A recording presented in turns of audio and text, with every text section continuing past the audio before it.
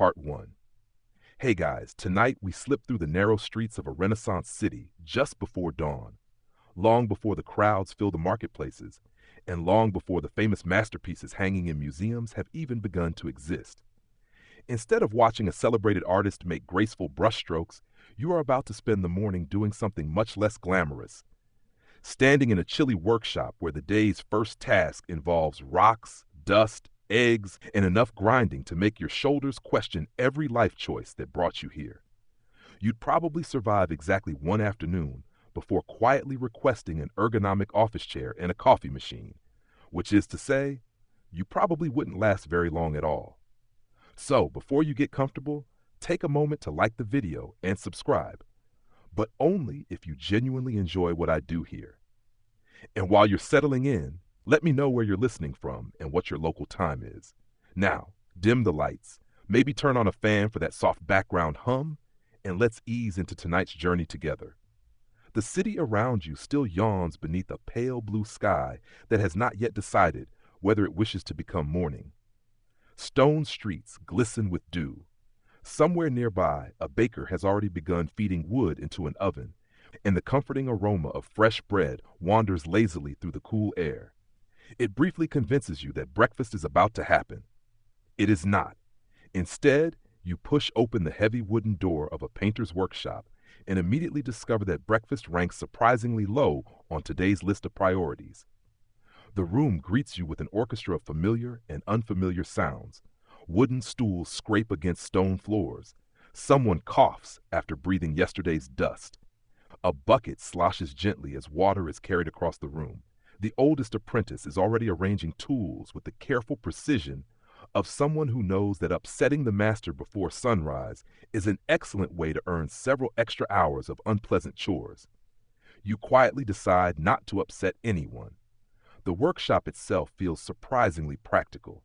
If you expected walls overflowing with magnificent paintings, you'll be slightly disappointed. Most of the room is occupied by shelves stacked with jars, sacks, wooden boxes, bundles of cloth, stone mortars, pestles, brushes drying upside down, and curious lumps of minerals waiting for their turn to become color. Art, as you quickly discover, begins looking remarkably similar to a small mining operation. The master painter has not yet arrived, but his presence is already obvious. Every object seems placed with purpose. Every apprentice knows exactly where to stand. Every task begins before anyone needs to issue instructions. One young apprentice hands you a rough linen apron. It smells faintly of oil, chalk, and something that may once have been herbs, or perhaps mice. Historians are still debating whether Renaissance workshops always smelled quite this lively, or whether some surviving descriptions politely ignored the less glamorous aromas. You tie the apron anyway. Your first assignment appears deceptively simple. Sweep. Not artistically, just sweep. Fine layers of yesterday's powdered minerals coat nearly every surface. Tiny blue grains sparkle near one bench. Warm reddish dust rests beneath another. Pale white chalk clings stubbornly to cracks in the floorboards. Every particle represents expensive material that cannot simply be thrown away. You sweep carefully into small piles. Even the dust has value. That attitude toward materials reflected a broader truth throughout Renaissance Europe. Painting supplies were costly, often imported across great distances, and every fragment mattered. Workshops operated less like carefree creative studios and more like disciplined businesses where waste could become surprisingly expensive. You notice a shelf holding neatly labeled containers. Some contain crushed earth from nearby hills. Others preserve minerals traded from distant regions. There are dried roots, strange yellow clumps, dark resins, chalky stones, and powders so brilliantly colored they almost seem unreal. None of them are ready to paint. Not yet. Preparing paint consumed astonishing amounts of time before a single brush ever touched a panel. Modern artists might open a tube in seconds. You, meanwhile, are about to spend several hours making what eventually becomes the contents of that imaginary tube. The oldest apprentice carries over several rough stones collected the previous week. Some appear dull gray. Others shimmer with hints of green or rusty red. At first glance, they resemble ordinary rocks someone accidentally brought indoors. The apprentice smiles knowingly. These ordinary-looking stones are future colors. That realization feels oddly magical. The process begins by examining each piece under soft morning light. Cracks, impurities, and unwanted grains must be identified before grinding starts. Certain minerals produce vibrant pigments. Others contain too much unwanted material and require additional cleaning. Nothing happens quickly. That patience became one defining feature of Renaissance craftsmanship. Many masters believed rushing preparation guaranteed disappointment later. Beautiful paintings were often won long before painting itself began. Outside, bells ring gently from a nearby church, marking the first official hours of daylight. Inside, no one pauses. The workshop continues humming with quiet purpose. You begin washing several mineral fragments inside shallow wooden bowls. Cool water turns cloudy almost immediately. Tiny particles drift away while heavier pieces remain behind. It feels strangely satisfying. Perhaps humans have always enjoyed washing interesting rocks. Or perhaps your standards for entertainment have already adjusted to 15th century life. Either way, you continue. A basket nearby contains lumps of red ochre gathered from local earth. Unlike some rarer pigments imported through dangerous trade routes, ochre could often be collected relatively close to home. Its warm reds and yellows appeared throughout countless Renaissance paintings because nature offered them generously. One fascinating fact that surprises many people is that some pigments used during the Renaissance were already ancient by then. Artists inherited color traditions stretching back through medieval Europe into the Roman world and even earlier civilizations. Certain recipes survived because they simply worked exceptionally well. You begin separating cleaned minerals according to hardness. Some crumble easily, others stubbornly resist. Those especially hard stones will demand long sessions beneath heavy pestles later in the day. You silently offer your sympathy to whichever apprentice receives that assignment. The youngest boy in the workshop notices your expression and laughs quietly. He knows exactly what's coming. Breakfast finally appears. Calling it breakfast may be slightly optimistic. A piece of coarse bread, a little cheese, water. Nobody complains. Meals remain brief because daylight itself is precious. Every hour lost means fewer prepared materials, fewer completed commissions, and less income entering the workshop. The master finally arrives without ceremony. Conversation fades almost instantly. He walks slowly around the room, inspecting every station. Fingers lightly touch clean stones. Eyes examine sorted materials. He notices details so small you wonder whether he possesses supernatural vision. He says very little. Approval comes through silence. Corrections arrive with only a raised eyebrow. Curiously, this quiet authority matched many Renaissance workshops where apprentices learned by constant observation as much as spoken instruction. Skill traveled from hand to hand, eye to eye, over years of repetition. Some techniques never appeared in written manuals at all. Instead, they lived inside habits. You watch the master lift a small mineral toward the window. Sunlight now streams through tiny imperfections in the stone. He nods. Good enough. That single nod seems to brighten the entire room more effectively than the morning sun. Work resumes immediately. Soon the rhythmic tapping of stone against stone fills the workshop. Wooden bowls scrape softly across benches. Water trickles into fresh containers. Cloths dry beside open windows where gentle breezes carry away lingering moisture. The city outside grows louder. Merchants prepare market stalls. Blacksmiths begin hammering iron. Children chase one another through narrow streets. Yet inside these walls, another kind of creation quietly unfolds. Not loud, not dramatic, just patient.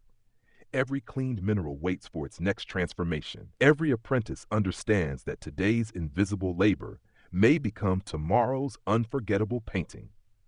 As you wipe your dusty hands against the linen apron, you realize something rather comforting. Masterpieces rarely begin with inspiration alone. More often, they begin with someone patiently cleaning rocks before breakfast. And somehow, in the gentle rhythm of this ordinary morning, that feels exactly as it should. Part 2. The morning settles into a comfortable rhythm before you even notice the sun climbing higher above the tiled rooftops.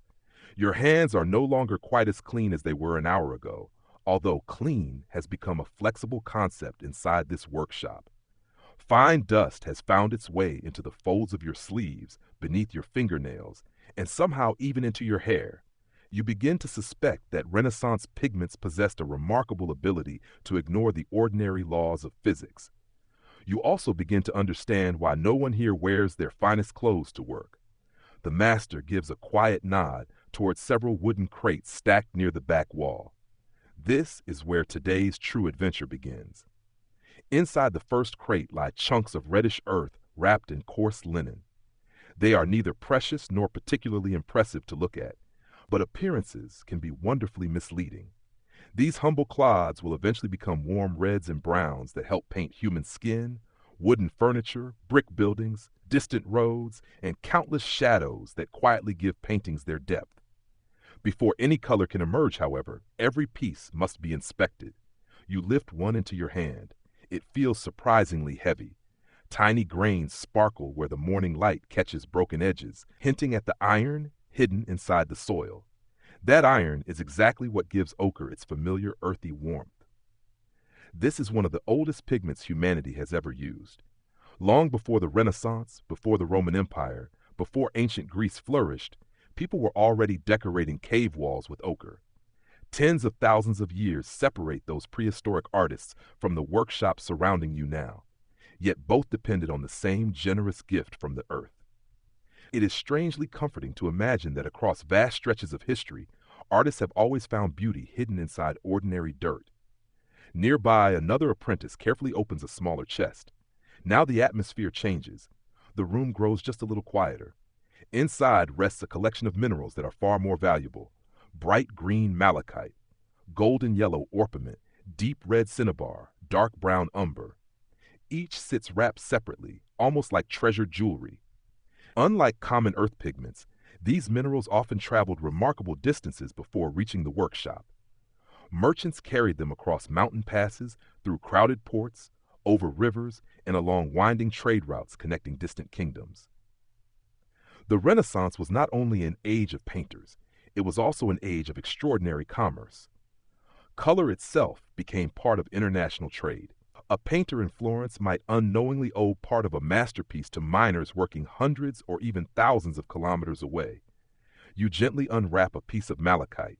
Its surface glows with swirling bands of green so beautiful that it almost seems unnecessary to grind it into powder. Almost. The master notices your hesitation and smiles ever so slightly. A stone exists to become color. Beauty hidden inside the rock is merely waiting for release. You place the mineral onto a heavy stone slab. Not yet to grind. First comes cleaning. Tiny fragments of dirt, clay, and unwanted minerals cling to every surface. A small brush removes loose particles while clean water washes away finer dust. Sometimes a knife carefully scrapes away weathered layers that formed over years beneath the earth. It feels less like preparing paint and more like restoring tiny treasures. Several apprentices work in complete silence. Only the occasional splash of water interrupts the gentle scraping sounds echoing through the room. Outside, the city has fully awakened. Horse hooves strike cobblestones. Vendors call to passing customers. Church bells drift softly through open windows. Yet none of that distracts the careful concentration surrounding these stones. You notice something curious. Not every mineral receives identical treatment. Some are washed repeatedly. Others soak briefly. A few remain perfectly dry.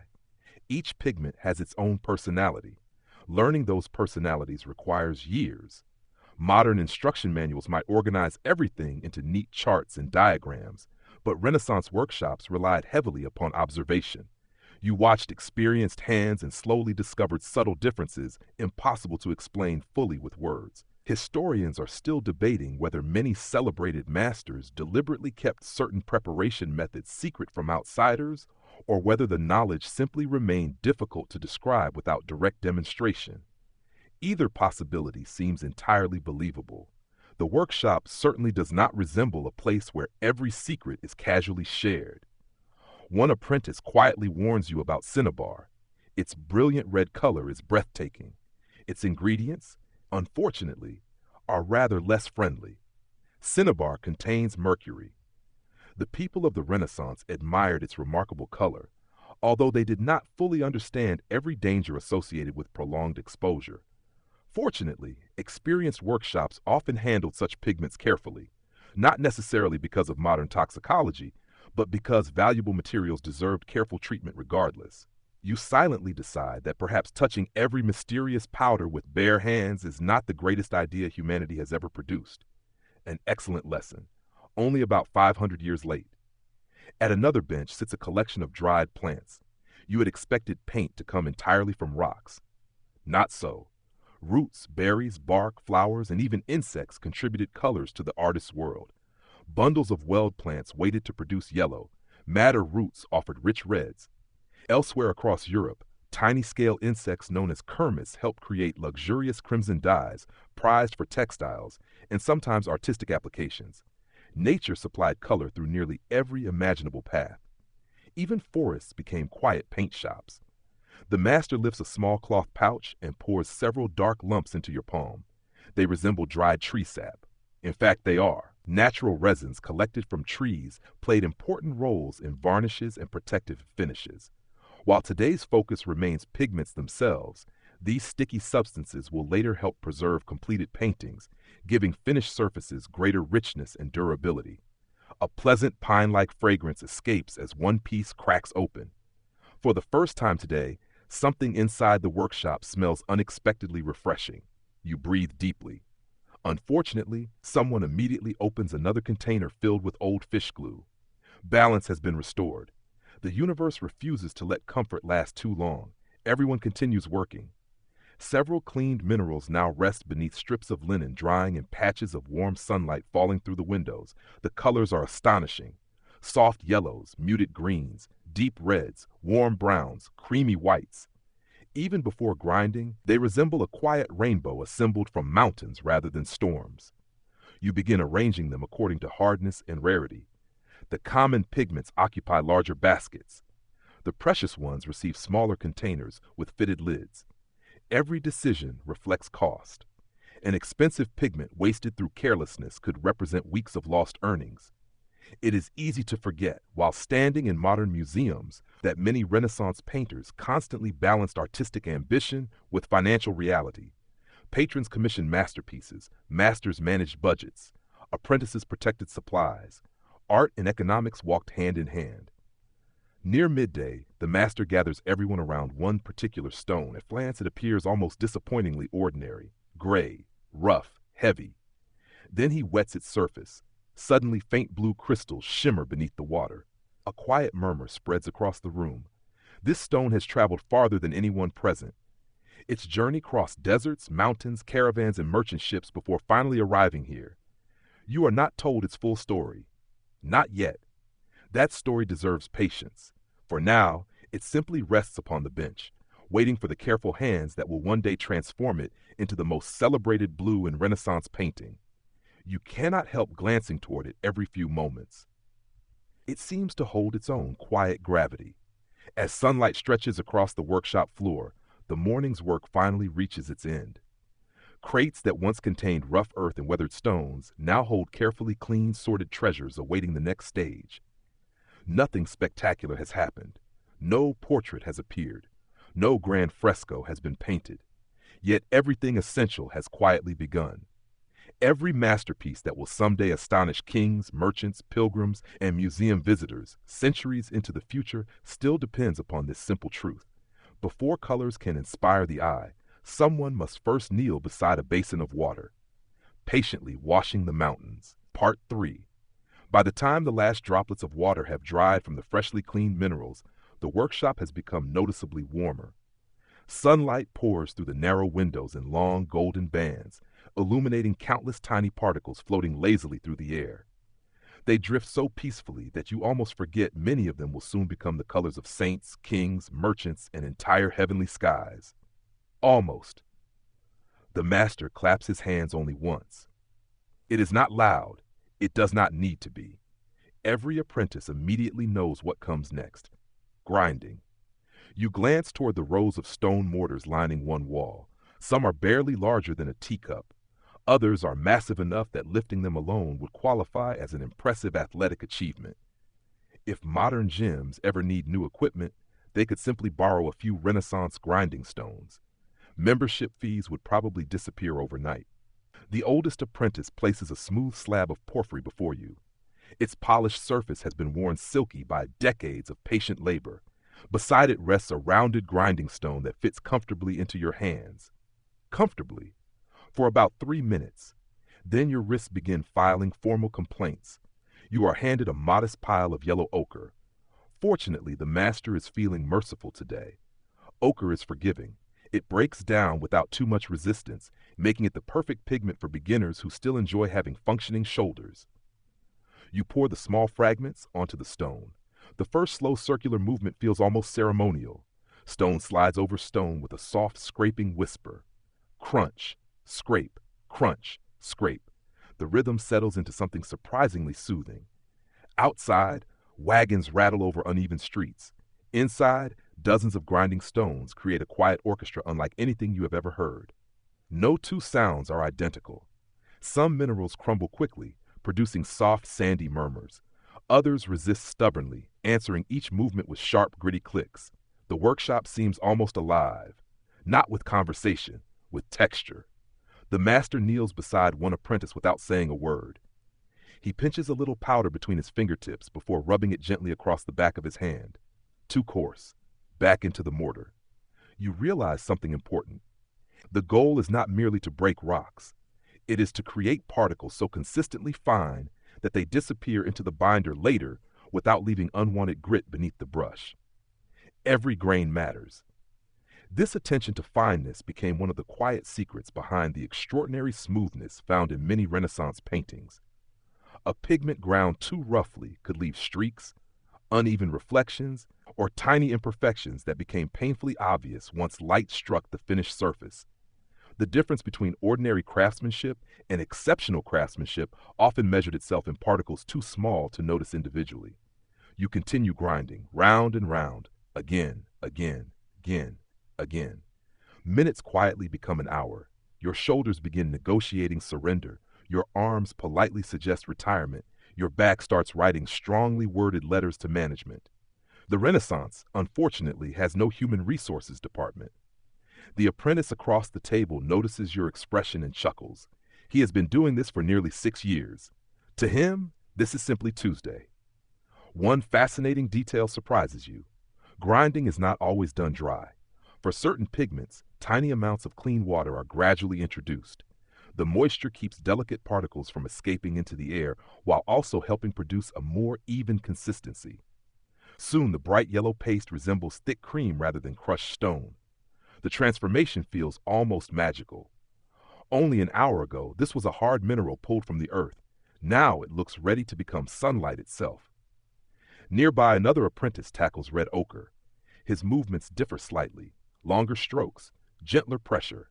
Every pigment demands its own technique. Learning those differences cannot be rushed. The master rarely explains them outright. Instead, you observe, you imitate, you fail. Then you observe again. Education here happens through repetition rather than lectures. Historians are still debating whether Renaissance apprentices became skilled primarily because of formal instruction or because thousands upon thousands of repetitive movements slowly trained both muscle memory and artistic judgment. Watching the workshop, the second explanation feels remarkably convincing. Near the far window, 2 senior apprentices wrestle with a much harder mineral, malachite. Its beautiful green crystals refuse to cooperate. Each circular movement produces only the smallest amount of powder. Patience becomes more important than strength. Too much force could send precious fragments flying across the room. No one wants to explain to the master how an expensive pigment ended up hiding beneath the floorboards. That conversation would likely be memorable. You quietly keep both hands firmly on your own grinding stone. The master moves from bench to bench. Sometimes he adds a drop of water. Sometimes he changes the angle of someone's hands. Occasionally he simply watches. His silence speaks more loudly than many speeches. You begin noticing subtle differences in color as the particles grow finer. The yellow ochre becomes warmer. The reds appear richer. The greens deepen almost imperceptibly. It is as though the colors were asleep inside the stone, gradually awakening under careful hands. A young apprentice accidentally presses too hard. A tiny puff of pigment rises into the air before drifting lazily toward the open window. Everyone freezes. Fortunately, very little has been lost. The master merely sighs, no shouting, no dramatic punishment, only one quiet sentence. Color belongs on the stone, not in the wind. The apprentice nods with visible relief. You silently commit that advice to memory. It feels useful well beyond painting. By midday, the workshop has taken on an entirely different appearance. Where rough stones once covered the benches, neat little mounds of vibrant powder now rest upon sheets of parchment. Golden yellow, earthy red, deep brown, soft white, muted green. They resemble tiny landscapes viewed from above. You resist the childish temptation to draw patterns with your finger. Barely. The air itself has changed. A faint mineral scent mingles with warm wood, damp stone, beeswax, and the lingering aroma of fresh bread from earlier in the morning. Despite the labor, the atmosphere remains surprisingly peaceful. No frantic rushing, no desperate deadlines, only steady progress. This slow rhythm reflected the reality of many successful Renaissance workshops. Great commissions often unfolded over months or years, making consistency far more valuable than haste.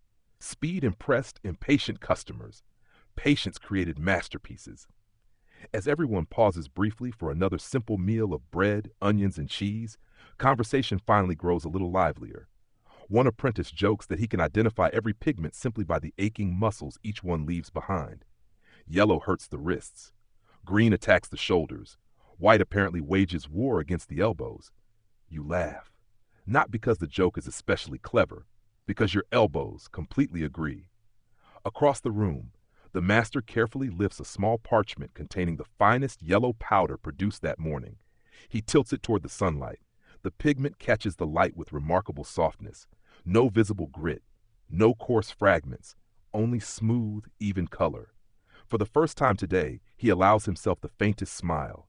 It lasts only a heartbeat, yet somehow that tiny expression feels more rewarding than applause. The finest powders are transferred into small covered containers, each labeled with quiet precision. Some will soon be mixed into paint. Others must wait until future commissions require them. Nothing is wasted, nothing hurried, nothing taken for granted. As you gently brush the last traces of yellow pigment from the grinding slab, your aching hands begin to understand something the Renaissance mastered long before modern productivity manuals ever existed. Excellence is rarely dramatic. More often, it sounds like stone whispering against stone, hour after patient hour, until an ordinary rock finally remembers it was always meant to become light. Part 4. The afternoon sunlight leans gently through the workshop windows, stretching long golden rectangles across the stone floor. The relentless rhythm of grinding has finally quieted, replaced by a different kind of anticipation. Around you sit dozens of carefully prepared pigments, fine powders arranged in tiny piles, each waiting for the next transformation. Oddly enough, they still are not paint. That realization feels almost unfair. After everything your shoulders have endured, you secretly hope someone would simply add a little water and call it a day. The Renaissance, however, has never shown much sympathy for impatient muscles. The master walks toward a cabinet tucked beneath one of the benches. Unlike the crates of minerals, this cabinet opens with unusual care. Inside are smaller ceramic jars. Some contain thick golden oil. Others hold cloudy liquids. Several release sweet herbal aromas. One smells pleasantly of pine. Another smells as though a goose has been having a very unfortunate afternoon.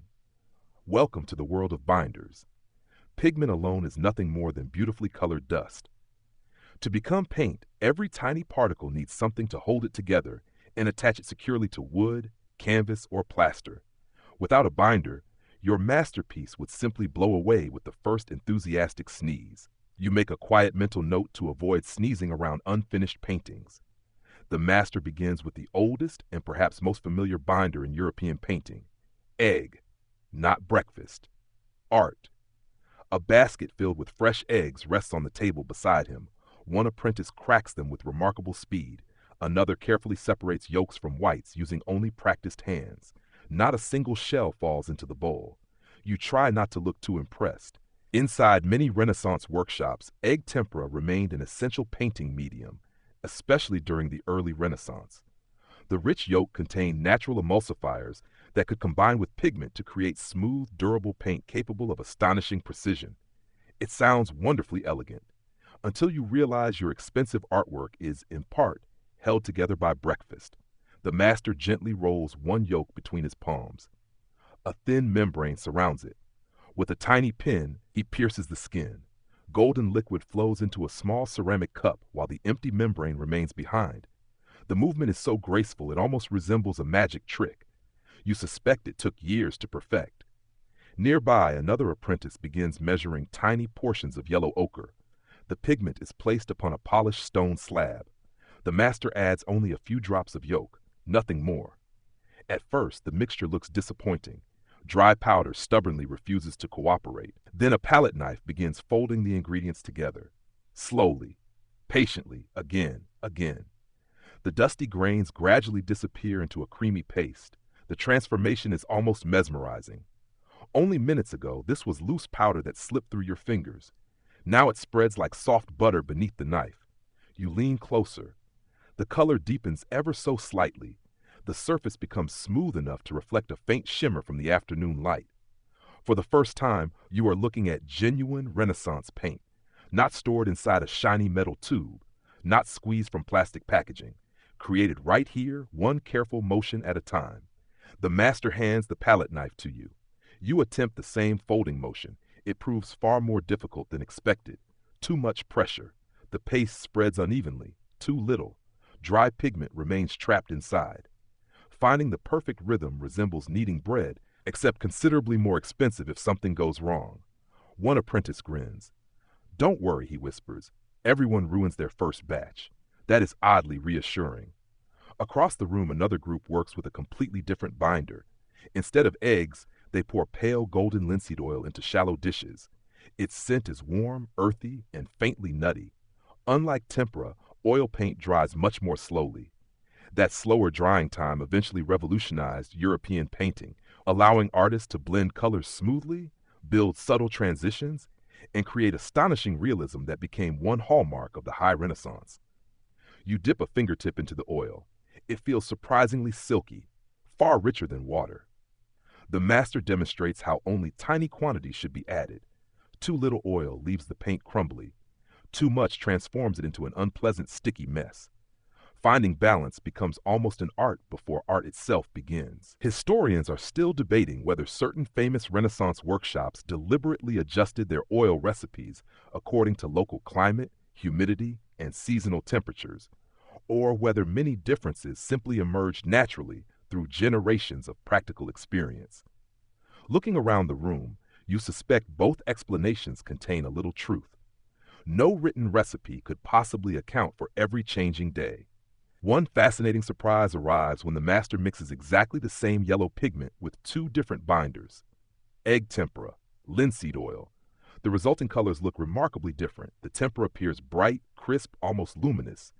The oil version feels warmer, deeper, and richer.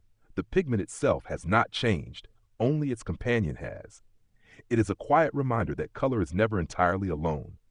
Context changes everything. You cannot help thinking modern photographers would call it editing. Renaissance painters simply called it understanding materials. Another shelf contains small blocks of beeswax. Although not the primary medium in most Renaissance panel painting, wax still found specialized uses inherited from much older artistic traditions, and occasionally appeared in workshop preparations or protective applications. As one apprentice gently warms a piece near the hearth, the room fills with a comforting honey fragrance. For a brief, glorious moment, the workshop smells almost delightful. Then someone opens a jar of fish glue. Balance, once again, returns to the universe. You begin laughing before you can stop yourself. The apprentice beside you nods knowingly. Every good smell has an enemy. That may be one of the most universally true observations in human history. As the afternoon continues, each prepared pigment receives individual attention. Some require more binder. Others need additional grinding directly within the mixture to eliminate microscopic clumps. The master insists on testing every batch. A small stroke is placed onto a scrap of prepared wood. Everyone waits. The color settles. The surface catches light. He gently rubs it with one fingertip. Too dry. More yolk. Another sample. Better. Again. Every adjustment is astonishingly small. A single extra drop changes everything. The workshop grows quieter than ever. Conversation fades beneath the gentle scraping of palette knives against stone. Soft brushes test freshly mixed colors. Ceramic bowls clink delicately together. Outside, pigeons flutter across rooftops. Children laugh somewhere in the marketplace. Inside, time itself seems to slow. You suddenly understand why masterpieces rarely appeared overnight. Painting did not begin when the artist picked up a brush. Painting began here, with chemistry, observation, memory, patience, and an almost unbelievable willingness to repeat tiny movements until perfection quietly emerged. The master finally gathers several finished paints into small covered shells and ceramic cups. Each color rests peacefully, ready for tomorrow's work. Looking at them now, you can hardly remember the rough stones they once were. Gray minerals, dusty earth, heavy rocks, all transformed into smooth colors capable of capturing human faces, glowing sunsets, velvet robes, distant mountains, and quiet expressions that would survive for centuries. As you carefully clean the last palette knife beneath cool water, you realize something beautifully simple.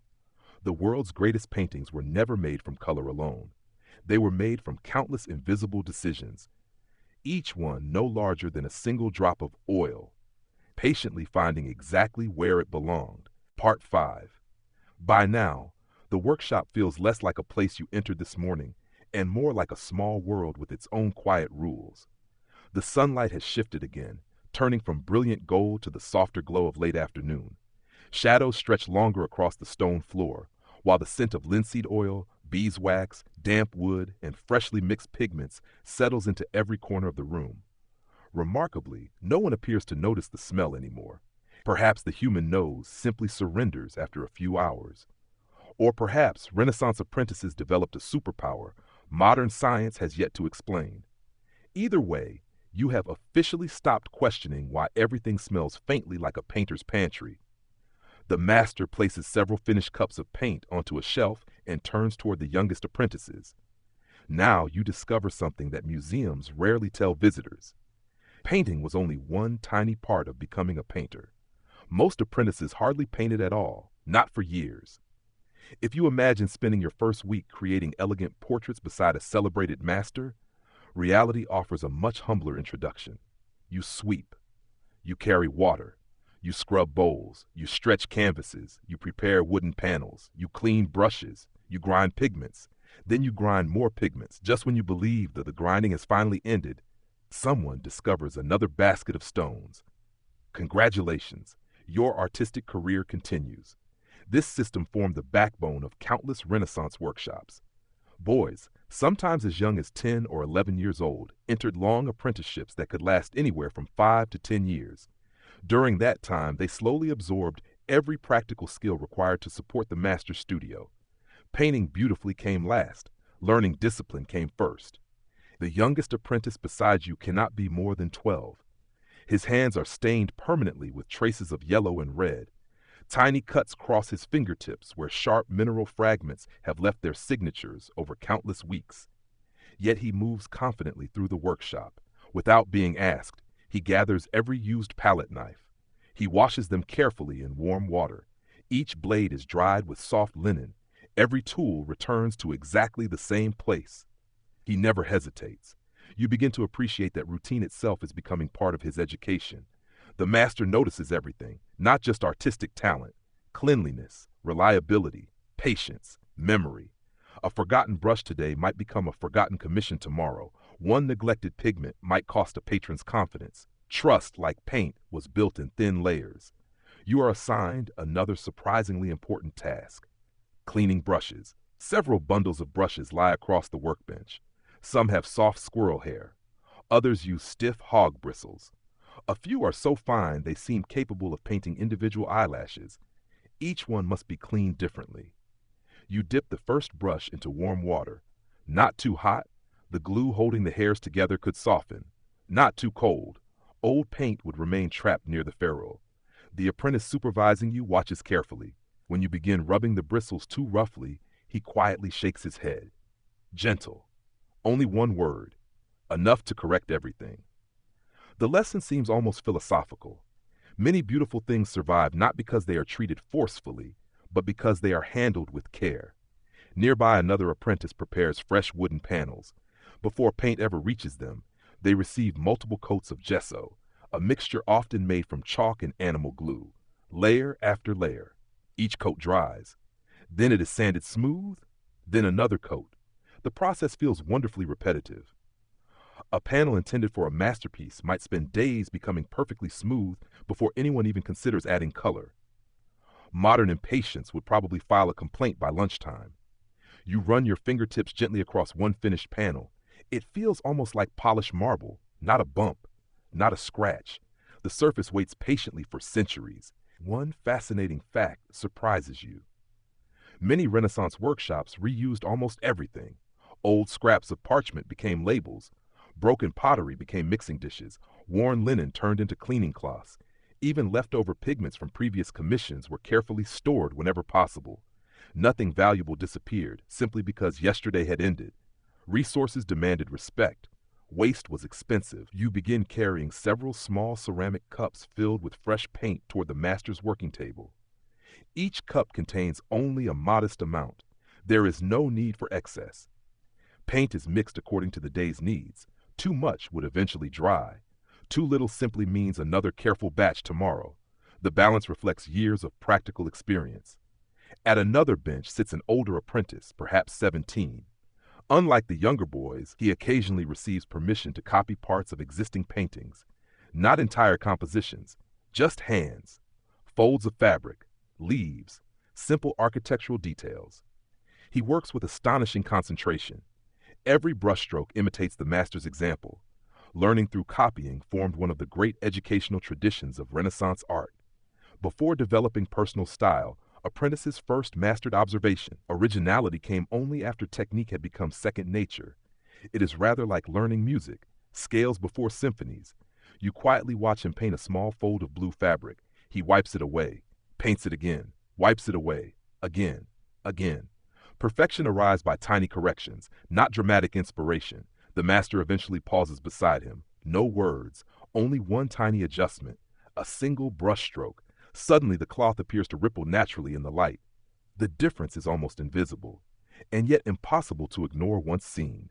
You begin understanding why so many apprentices remained loyal to their masters for years. Knowledge here could not simply be borrowed. It had to be witnessed. Historians are still debating whether the strongest Renaissance workshops succeeded primarily because of the exceptional genius of individual masters or because generations of skilled apprentices quietly preserved and refined workshop traditions that extended far beyond any single artist's lifetime. Looking around, the second explanation feels wonderfully persuasive. Every masterpiece seems to have dozens of invisible hands behind it. As evening slowly approaches, another chore awaits. Cleaning the workshop. Again, the floors are swept carefully, pigments are sealed, mortars are washed, grinding slabs are wiped clean, brushes dry in neat rows. Nothing remains scattered. Tomorrow's efficiency begins with tonight's order. One apprentice jokingly says that if dust could earn wages, it would be the hardest working employee in the entire studio. Everyone laughs softly. Even the master smiles, very briefly. That tiny smile somehow feels as valuable as gold leaf. The youngest apprentices finish stacking firewood near the small hearth. Water buckets are refilled. Fresh linen cloths are folded. Empty eggshells from today's tempera preparation are carried outside. The workshop slowly transforms from a place of intense labor back into a quiet room waiting for dawn. You stand for a moment beside the open doorway. Outside, the city glows beneath the warm amber light of sunset. Church bells drift across tiled rooftops. Merchants close their stalls. Families gather for supper. Inside, silence gradually settles over the benches where stones became powder, powder became paint, and strangers slowly became craftsmen. You realize that almost nothing you accomplish today would ever receive a signature. No visitor centuries from now will admire a perfectly clean brush or a carefully washed mortar inside a museum. Yet without those unnoticed tasks, the celebrated paintings could never have existed. History often remembers the hand that held the brush. But this peaceful workshop gently reminds you that greatness is usually built by many quiet hands, doing ordinary things extraordinarily well. Part 6. The following morning arrives almost unnoticed. Before the first rays of sunlight spill across the tiled rooftops, the workshop is already awake. The familiar creak of the heavy wooden door welcomes you back, accompanied by the comforting chorus you've come to recognize. Buckets gently sloshing, brushes being sorted, mortars settling onto stone benches, and someone somewhere quietly humming a tune that never quite becomes a song. Your shoulders, meanwhile, have filed an official complaint with the Renaissance. Unfortunately, the Renaissance remains wonderfully indifferent. Today's work is different. The master leads you not toward the common earth pigments stacked neatly on the shelves, but to the small locked cabinet that everyone has politely ignored for the past several days. Even the oldest apprentices become noticeably quieter. You immediately understand why. Inside rests a collection of cloth-wrapped bundles no larger than a loaf of bread. They are handled with extraordinary care, not because they are fragile, because they are astonishingly valuable. The master unwraps one bundle with slow, deliberate movements. Nestled inside is an unremarkable gray-blue stone streaked with tiny veins of brilliant azure. At first glance, it seems almost disappointing. You expected something dazzling. Instead, it resembles an ordinary rock that accidentally wandered into the wrong cabinet. The master turns it toward the sunlight. Everything changes. Hidden crystals suddenly ignite beneath the morning light. Tiny flashes of deep celestial blue shimmer from within the stone, like fragments of an evening sky trapped inside a mountain. You have just met lapis lazuli. Few pigments in Renaissance Europe inspired as much admiration or demanded as much respect as ultramarine, the brilliant blue extracted from this remarkable mineral. Unlike ochre gathered from nearby hills, lapis lazuli traveled thousands of kilometers before reaching Italian workshops. Most of the finest material originated in the rugged mountains of what is now Afghanistan, where miners had extracted it for thousands of years. Its journey to Europe was almost as extraordinary as the paintings it would eventually grace. The stone crossed deserts by caravan. It traveled through bustling cities filled with merchants speaking dozens of languages. It sailed aboard ships across unpredictable seas. It passed through the hands of traders, money changers, guards, nobles, and craftsmen before finally arriving on the wooden table before you. By the time it reached this workshop, its value rivaled precious metals, sometimes exceeded them. The master gently places the stone into your palm. It feels surprisingly cool, heavier than expected, almost dense with history. One apprentice whispers that some patrons specified exactly how much ultramarine they were willing to pay for in a commission contract. He is not exaggerating. During parts of the Renaissance, ultramarine could cost more than gold of equal weight. Wealthy patrons often insisted that every grain be carefully accounted for, especially when commissioning paintings of the Virgin Mary, whose robes were frequently depicted in this magnificent blue. Color itself became a symbol of devotion. The richer the blue, the greater the sacrifice made by the patron. It is a fascinating reminder that economics and spirituality often walked hand in hand. You instinctively grip the stone a little more carefully. Dropping it suddenly feels like an extremely expensive life decision. The master begins explaining the first stage of preparation. Contrary to what you expected, simply grinding lapis lazuli into powder does not produce the finest ultramarine. If only it were that easy. Instead, extracting the pure blue pigment required one of the most painstaking procedures in Renaissance painting. First, the stone is broken into smaller fragments, not smashed, carefully fractured. Each strike is measured, each crack observed. Too much force wastes valuable material. Too little accomplishes nothing. The workshop grows almost completely silent. Even breathing feels unusually loud. Small fragments begin accumulating on a polished stone slab. The deep blue crystals remain mixed with pale gray minerals that contribute little to the final pigment. Separating them will require remarkable patience. You begin grinding one fragment with slow circular motions. Immediately you notice the difference. Lapis is considerably harder than the ochres you prepared earlier. Every movement demands greater pressure. Every grain seems determined to remain exactly where nature placed it. Your wrists remember yesterday. They are not enthusiastic. The apprentice beside you smiles sympathetically. Imagine doing this all week. You decide not to imagine that. The resulting powder appears disappointing, gray, dull, certainly not worth more than gold. For a moment you wonder whether someone has played an elaborate joke. The master, however, remains completely unconcerned. This is only the beginning. One of the lesser-known facts about ultramarine preparation is that Renaissance craftsmen often used an astonishing purification process involving waxes, oils, and resins. The ground lapis was kneaded into a dough-like mixture with melted wax, pine resin, and oils before being repeatedly washed in carefully controlled solutions. The finest blue particles gradually separated from the less valuable gray impurities through repeated extraction. Watching the preparation feels less like painting and more like alchemy. Warm beeswax is melted gently over the hearth. Pine resin softens into fragrant amber droplets. Linseed oil joins the mixture. Soon the room carries a pleasant scent of warm forests mixed with fresh honey. For perhaps 30 glorious seconds, the workshop smells absolutely wonderful. Then someone accidentally nudges the familiar container of fish glue. Order has been restored. The apprentices laugh quietly. Apparently, even the most luxurious pigment cannot completely defeat fish glue. The powdered lapis is folded into the warm wax mixture. The master kneads it slowly between his hands until it resembles bluish bread dough. You stare in amazement. Yesterday you mixed paint. Today someone appears to be baking the sky. The strange blue mass is lowered into a bowl containing a carefully prepared alkaline solution. Gentle pressure, gentle squeezing. Clouds of blue slowly bloom into the liquid. Not all at once, little by little. The first wash produces only the finest, most brilliant ultramarine. Later washes remove lower quality pigment with increasing amounts of gray material. Nothing is hurried. Each stage is collected separately. Each quality receives its own container. The finest fraction may eventually color the robes of the Virgin Mary in an altarpiece commissioned by a wealthy family.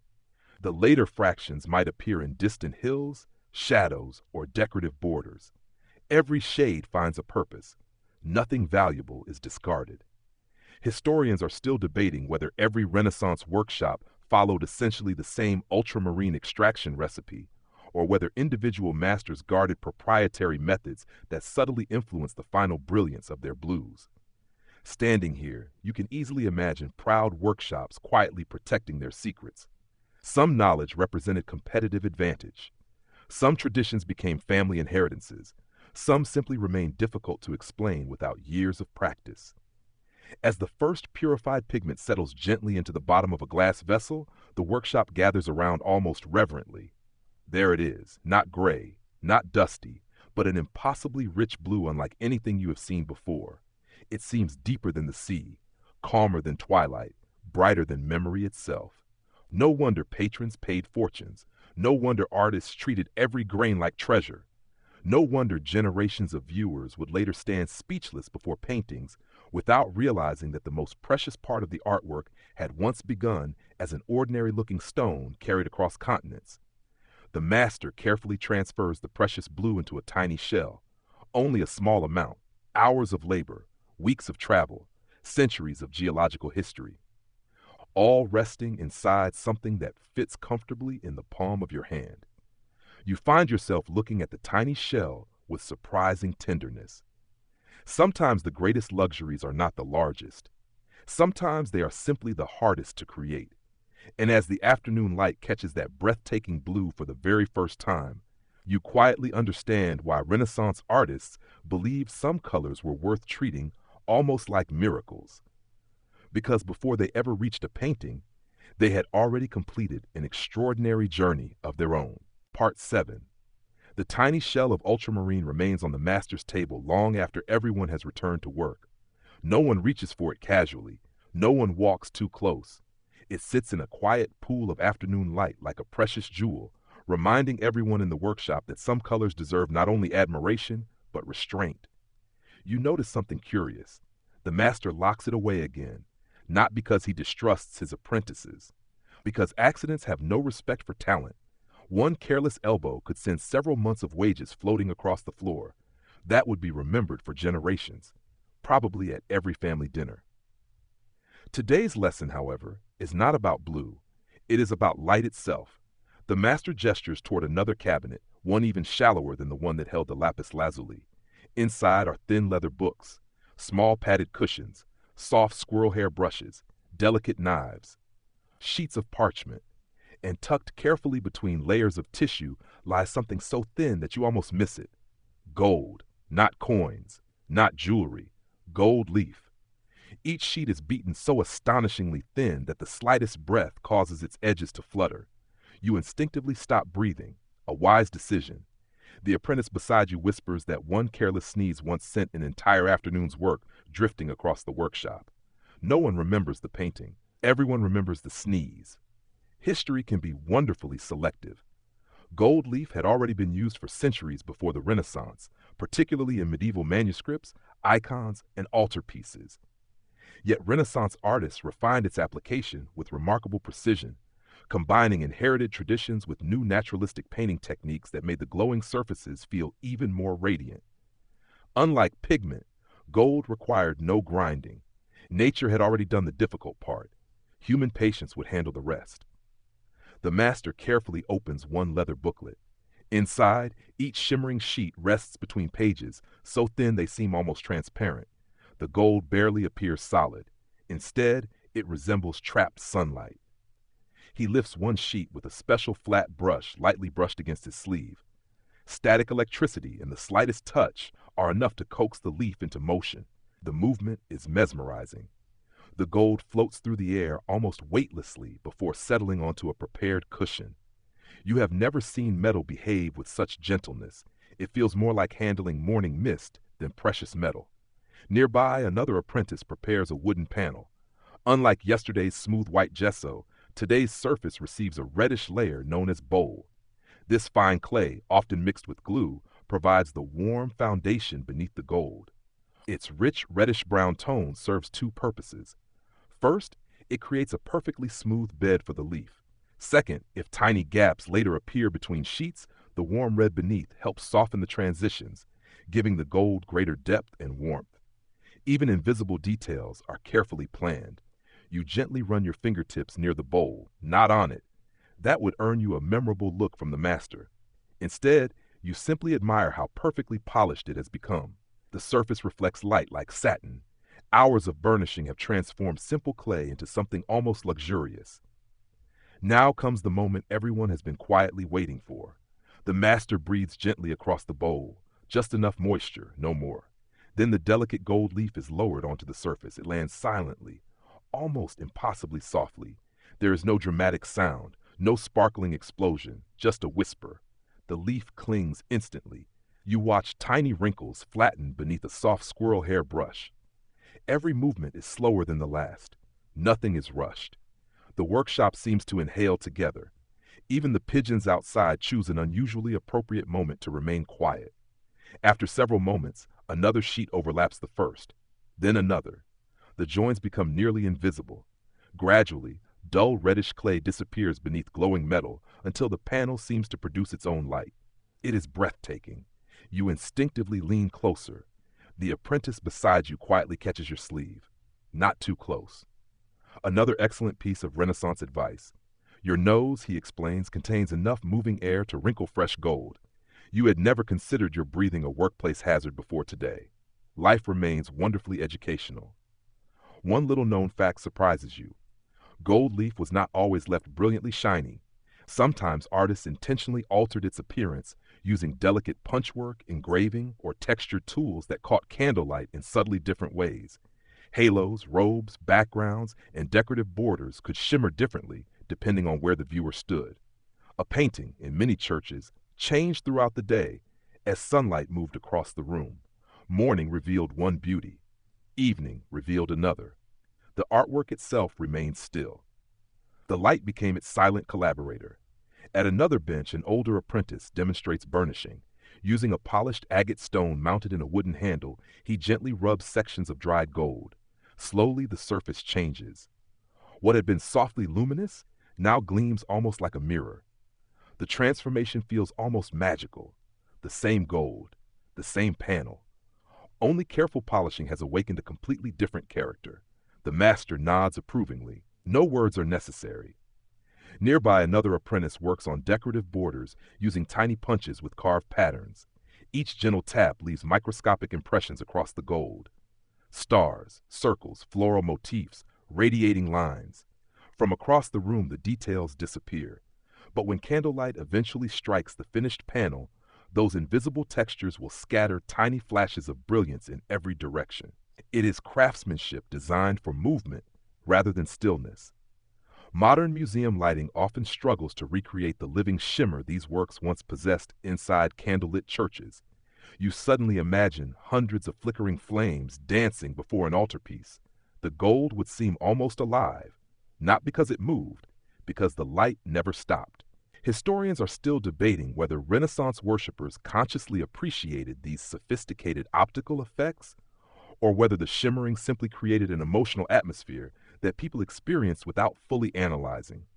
Perhaps both are true. Beauty often speaks long before the mind begins explaining it. The afternoon continues quietly.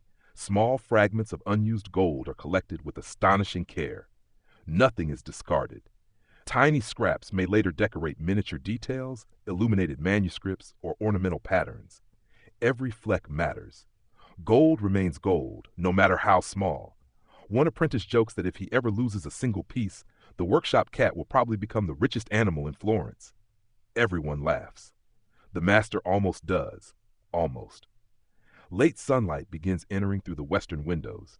As its angle changes, the newly gilded panel suddenly bursts into warm brilliance. The room itself seems brighter.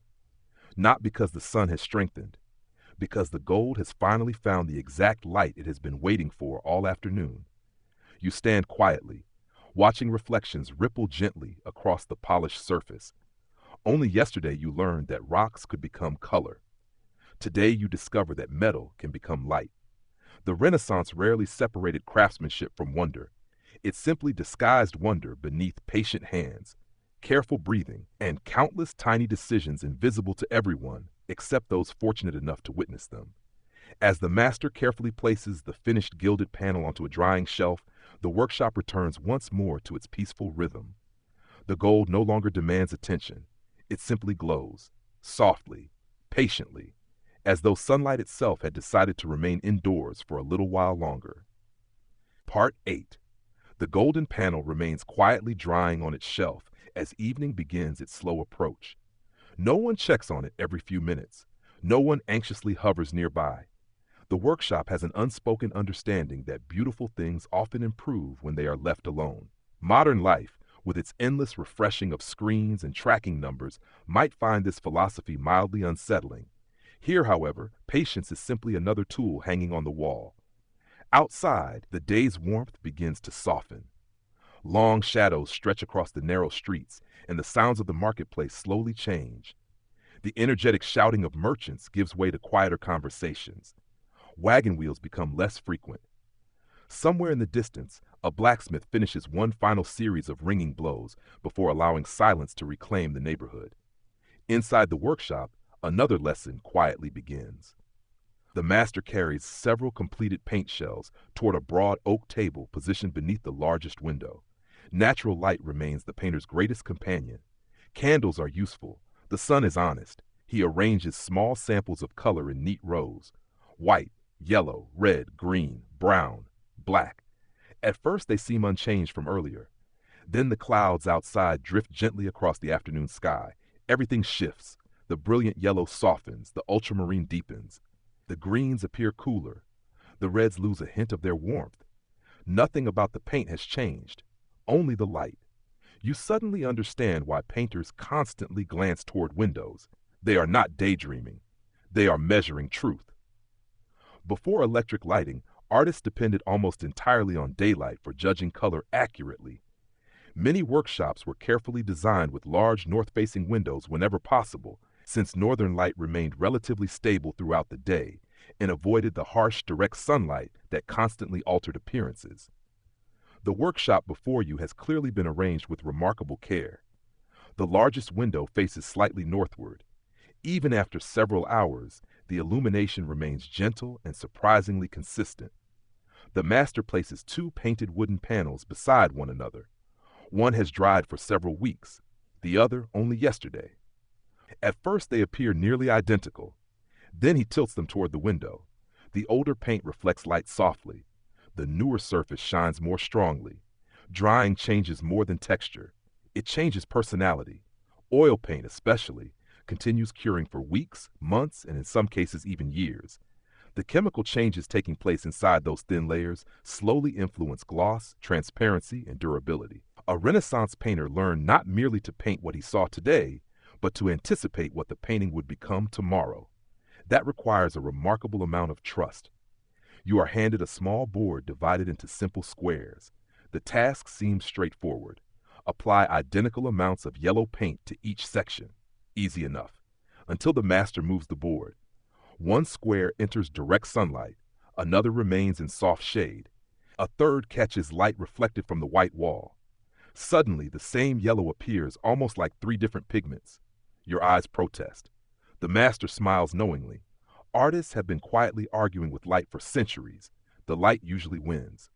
Nearby, an older apprentice demonstrates another exercise. He paints a smooth transition from dark brown into pale cream. No visible lines, no abrupt changes, only an almost invisible journey between shadow and light. Watching him work is strangely hypnotic. The brush barely seems to move. Tiny strokes overlap one another. Each almost disappears. Gradually, the illusion of rounded form begins to emerge. A flat wooden panel suddenly suggests curved cloth. Nothing has physically changed, only carefully managed light. The Renaissance transformed European painting through increasingly sophisticated observation of illumination. Artists studied how light wrapped around faces, reflected from polished metal, softened across velvet, and dissolved into distant landscapes. Pigments alone never created realism. Understanding light completed the illusion. The master invites everyone outside for a brief moment, not to rest, to observe. The courtyard lies bathed in late afternoon sunshine. A clay jug sits upon a stone wall, simple enough. Yet as you study it carefully, dozens of colors reveal themselves. The sunlit side glows warm orange. The shaded side becomes cool gray. A faint reflection of green grass shimmers near its base. Blue from the sky softly kisses the upper rim. You would have sworn it was simply brown. Now you can no longer unsee the hidden complexity. One fascinating fact, rarely mentioned, is that many Renaissance workshops encouraged apprentices to study ordinary objects before attempting grand religious scenes or portraits. A humble jug, folded cloth, or piece of fruit could teach lessons about light that later transformed the faces of saints and kings. Greatness often begins with careful attention to simple things. Back inside, clouds gather unexpectedly. The workshop dims. Without a word, several apprentices begin adjusting their tasks. Grinding pigments continues. Cleaning tools continues. Mixing colors continues. Detailed painting pauses. No complaints. Nature has spoken. The schedule quietly adapts. One apprentice lights a single candle. The flame flickers gently. The master immediately shakes his head. Not yet. The candle remains useful for cleaning and organizing, not for judging delicate color. Its warm glow distorts everything. You watch the flame dance across the gold leaf completed yesterday. Instantly, the surface comes alive.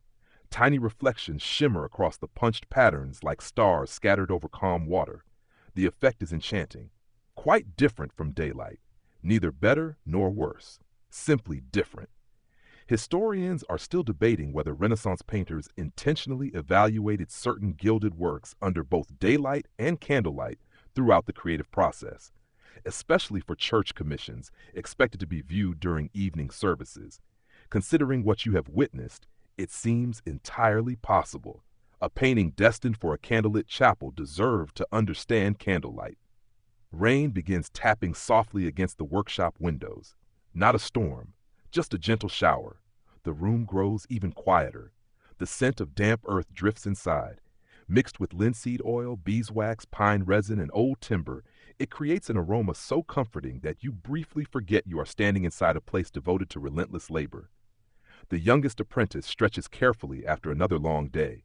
His joints crack loudly enough that several others laugh. He shrugs. Even the wood complains. You glance toward the old oak workbench. It creaks quietly. Perhaps he is right. The workshop itself seems tired. The master finally allows everyone to begin cleaning for the evening. Paint shells are covered, brushes washed, windows secured against the growing drizzle. The unfinished panels are carefully moved away from drafts where uneven drying might cause future problems. Nothing is left to chance. Every detail matters. As you wipe the last traces of pigment from your hands, you glance once more toward the window. Outside, daylight continues fading into gentle gray. Inside, rows of carefully prepared colors wait peacefully for tomorrow. They have survived mountains, rivers, merchants, grinding stones, eggs, oils, and patient hands. Now they wait for the one thing no craftsman can command: the perfect light. Because in this quiet Renaissance workshop, you have learned that paint is never merely color. It is a conversation with the sun, one that begins each morning and softly whispers its final words as evening closes the shutters. Part 9. Rain continues through much of the night. By morning, the city feels transformed. The cobblestones outside the workshop glisten beneath a silver sky. Water drips rhythmically from rooftops. Narrow gutters carry tiny streams toward larger channels winding through the streets. Even the air feels different, cooler, heavier, carrying the rich scent of wet stone and damp earth. Inside the workshop, however, the weather has become everyone's business. You quickly discover that Renaissance painters paid far more attention to humidity than you might expect. A rainy day could alter drying times. It could affect wooden panels. It could influence glues, oils, varnishes, and freshly prepared pigments. In short, the weather possessed an irritating habit of having opinions about art. And unlike patrons, weather never accepted complaints. The master pauses near a recently painted panel and gently touches its edge. Still tacky, he nods knowingly. Yesterday's rain has slowed the drying process. No one appears surprised. Experience has taught them that every season paints differently. The workshop adjusts accordingly. As you help organize materials for the day's work, your attention drifts toward a shelf filled with objects that seem to have survived various disasters. There are cracked bowls, hardened lumps of paint, warped scraps of wood, panels with odd discolorations, failed experiments. At first glance, it resembles a collection of mistakes someone forgot to throw away. Then you realize something important. These mistakes are lessons. Every damaged object contains information. A paint mixture that cracked, a panel that warped, a pigment that faded unexpectedly. Nothing here is useless. Failure has simply been archived. The master lifts one old wooden panel from the shelf. Tiny fractures spread across its painted surface like a delicate spiderweb. Beautiful from a distance, terrifying to a painter. The problem began years earlier when the underlying wood expanded and contracted unevenly. The paint itself had done nothing wrong. The support beneath it changed. The lesson remains clear.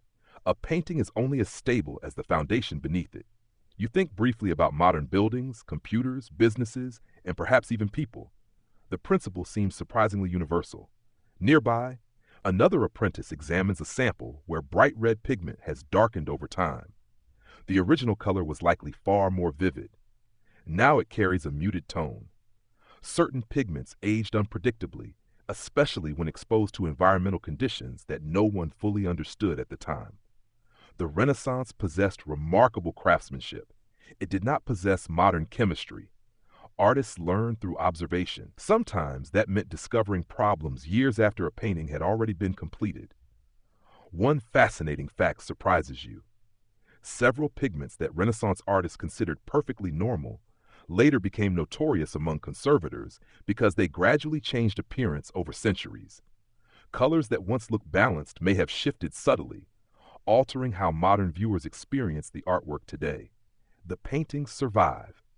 The colors continue their own journeys. It is a reminder that art remains alive far longer than its creators. The master places a tiny sample of paint beneath a magnifying lens. Such lenses existed long before modern microscopes became common, and skilled craftsmen occasionally used them for close inspection. Under magnification, tiny imperfections suddenly appear. Small particles, minute cracks, uneven textures invisible to the naked eye. The workshop gathers around. The lesson is simple. Details matter even when nobody notices them immediately. Eventually, time notices. You spend part of the morning testing freshly prepared paint mixtures on small practice panels. Nothing ambitious, just rows of brushstrokes, simple marks, different pigment combinations, different binders, different thicknesses. The goal is observation rather than beauty. Some strokes dry smoothly, others develop faint ridges. One sample becomes slightly grainy. Another dries perfectly. The workshop records these results mentally. No spreadsheets, no databases, no cloud storage, just memory. A surprisingly durable technology, provided you feed it often enough. The youngest apprentice accidentally leaves a sample too close to the hearth. By lunchtime, it has dried far more quickly than intended. The result looks unpleasant. The paint surface has become uneven. Everyone studies it. No one mocks him.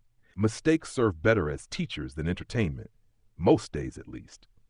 The apprentice himself eventually jokes that the panel looks as though it survived an argument with the sun. The room erupts in laughter. Even the master chuckles softly, a rare event. Perhaps the rain has improved everyone's mood, or perhaps bad paint simply possesses excellent comedic timing. As the morning progresses, attention shifts toward another common challenge. Dust. The eternal enemy returns. No matter how carefully the workshop is cleaned, dust always finds a way back. It settles on drying paint. It drifts through open windows. It rides clothing, shoes, and air currents. Some particles are visible. Others remain hidden until the worst possible moment. One older apprentice points toward a nearly completed section of decorative painting. Tiny specks have settled into the surface. Not many, just enough to irritate anyone striving for perfection. The master calmly demonstrates how to remove them without damaging the surrounding work. His hands move with remarkable steadiness. Watching him feels rather like observing a surgeon. Except surgeons rarely spend their mornings arguing with airborne dirt, at least, hopefully not. Outside, the rain finally begins easing. Patches of sunlight appear between drifting clouds. The changing weather creates moving patterns of brightness across the workshop floor. Several apprentices instinctively glance toward the windows. Old habits. Light remains everyone's favorite subject. One particularly curious object sits on a nearby shelf. It resembles a painted panel, ruined by mysterious white streaks. The master explains that moisture once penetrated layers beneath the surface, causing chemical changes that altered the appearance of the paint. The original artist likely felt devastated. Centuries later, however, the panel survives as a useful lesson. Failure, preserved carefully, becomes knowledge. Historians are still debating whether Renaissance workshops maintained formal collections of damaged samples specifically for teaching purposes, or whether such objects simply accumulated naturally over years of practical experience. Looking around this room, either explanation feels entirely reasonable. Craftsmanship tends to generate stories. The longer a workshop survives, the more stories gather on its shelves. By late afternoon, sunlight finally returns in earnest.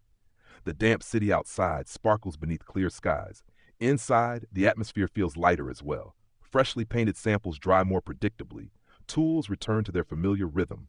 The workshop hums with quiet confidence. Yet today's lessons linger. Not every painting succeeds. Not every mixture behaves. Not every beautiful plan survives contact with humidity, dust, temperature, time, or simple human error. And somehow that makes the successes even more remarkable.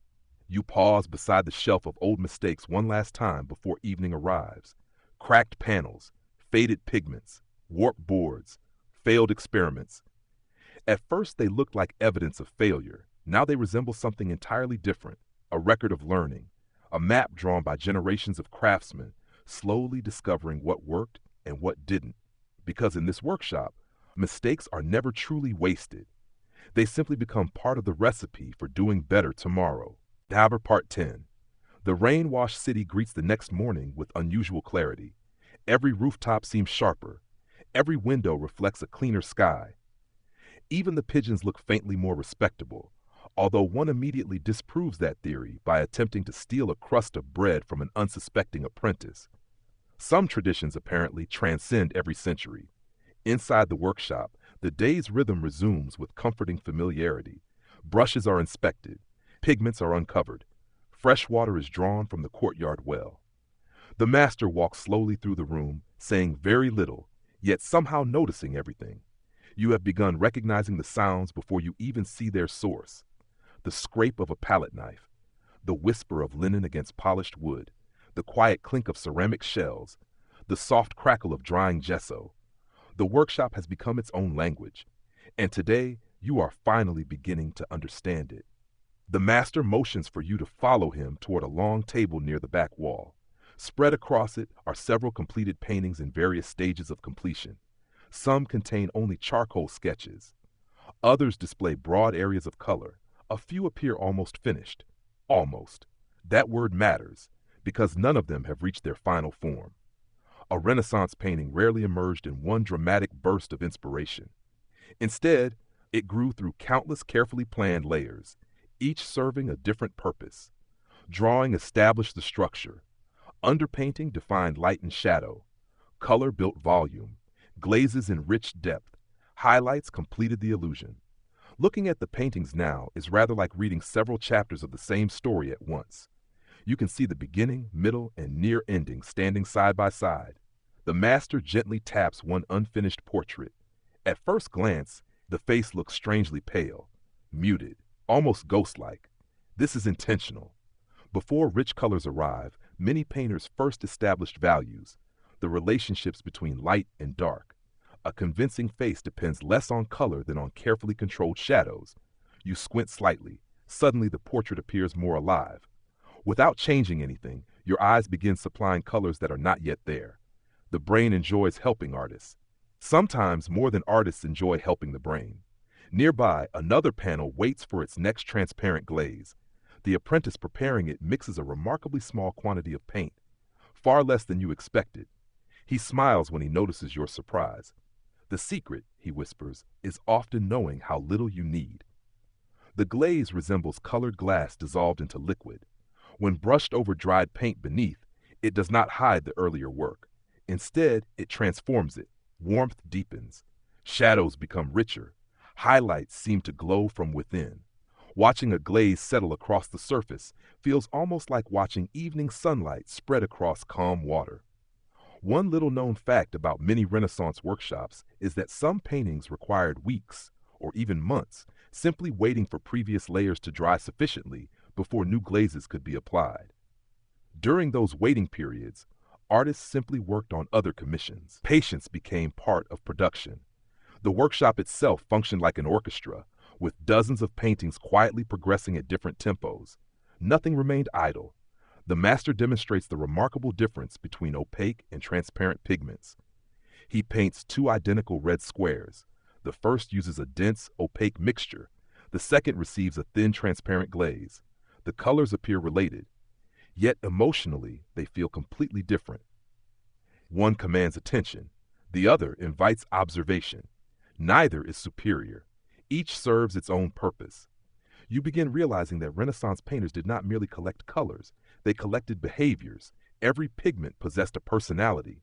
Some covered boldly, some whispered softly, some reflected light eagerly, others absorbed it into velvety darkness. Understanding those personalities mattered just as much as recognizing the colors themselves. Across the room, an older apprentice begins painting folds in a robe. Only yesterday, those folds appeared flat. Now, through careful layering, they seem almost touchable. Tiny adjustments create astonishing changes.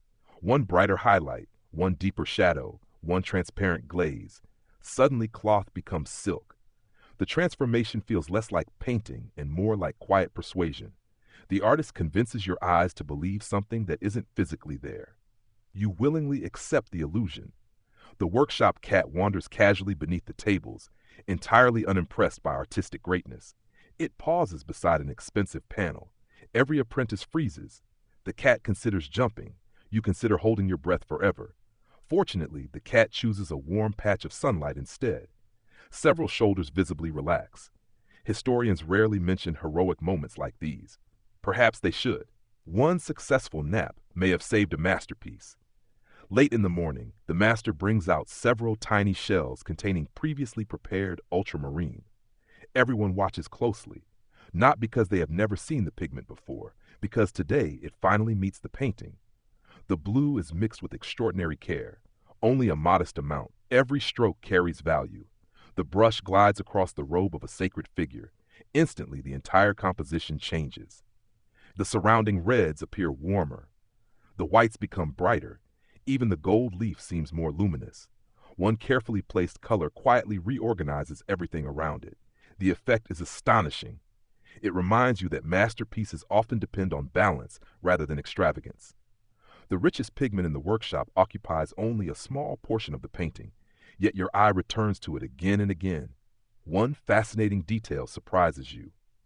Many Renaissance artists deliberately allowed lower layers of paint to influence later colors through carefully controlled transparency. Instead of hiding earlier work, they collaborated with it. The finished image became a conversation between many invisible stages, not a single performance, a choir. By afternoon, sunlight shifts once again. The paintings respond immediately. Glazes shimmer, gold reflects warmly, white highlights sparkle more brightly. Even unfinished works appear subtly different than they did in the morning. The workshop seems to breathe with the changing day. The master pauses before a nearly completed portrait. He studies it silently for several minutes. No brush, no movement, only observation. Then he adds one tiny highlight near the corner of an eye, barely visible. Yet somehow the entire face awakens. It now appears capable of thought, of memory, of speech. The room remains completely still. You almost laugh, not because anything is funny, but because such a microscopic change could accomplish something so enormous. It feels delightfully unfair. Historians are still debating whether the legendary subtlety of many Renaissance masters came primarily from exceptional technical training or from unusually patient observation developed over decades of disciplined work. Standing beside this quiet portrait, the distinction hardly matters. Technique and observation have become inseparable companions. As evening approaches, the paintings are carefully returned to their resting places. Some will wait until tomorrow, others perhaps until next week. A few may not receive another layer for months. No one seems anxious. The workshop trusts the process. You take one final slow walk through the room. The pigments you once saw as dusty stones have become living colors. The binders have become paint. The paint has become light. The light has become form. And form has quietly become memory preserved in wood and color. The transformation has happened so gradually that you almost fail to notice it. Perhaps that is the Renaissance's greatest lesson of all. The most extraordinary things rarely arrive all at once. They appear patiently, layer by careful layer, until one peaceful evening you suddenly realize you have been standing inside a masterpiece all along. Part 11. The workshop greets another sunrise with the calm confidence of a place that has repeated the same rituals for generations. You no longer hesitate before entering. The heavy wooden door gives its familiar groan. The scent of linseed oil, drying timber, beeswax, chalk, and faint mineral dust wraps around you like an old friend. Even the uneven stone floor has become familiar beneath your feet. Without thinking, you reach for a linen apron. You know exactly where it hangs. That small realization surprises you. Not long ago, everything here felt mysterious. Now the workshop itself has begun teaching you without words.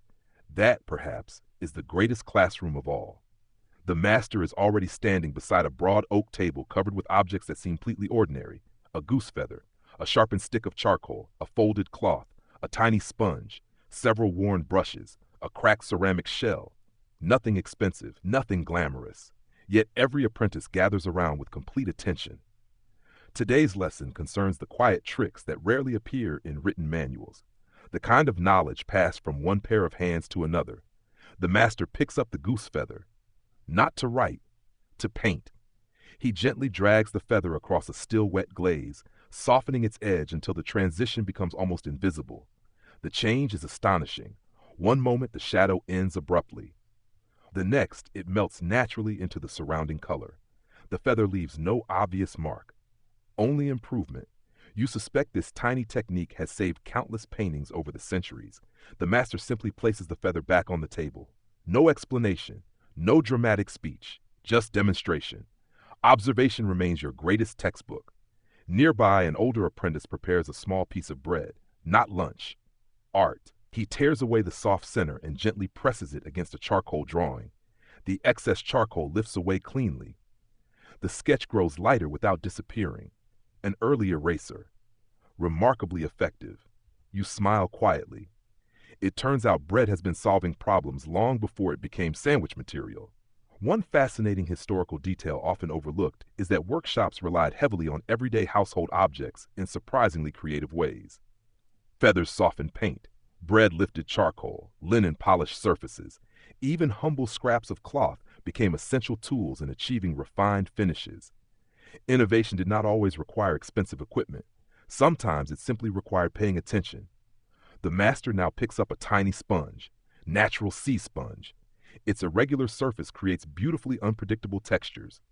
With gentle taps into a thin glaze, subtle patterns emerge across the painted background. Stone walls suddenly appear rougher, clouds become softer, distant landscapes gain atmosphere. The illusion arrives almost effortlessly. You try the same movement. Your first attempt resembles a very confused potato. The apprentice beside you grins kindly. Less enthusiasm. Fair advice. You reduce the pressure. The second attempt improves immediately. Apparently, even sponges appreciate patience. Across the room, another apprentice demonstrates how to sharpen charcoal using nothing more than a small knife and remarkable consistency. Each point serves a different purpose, one broad, one narrow, one somewhere in between. The workshop owns no mechanical pencils. It does, however, possess an impressive understanding of geometry.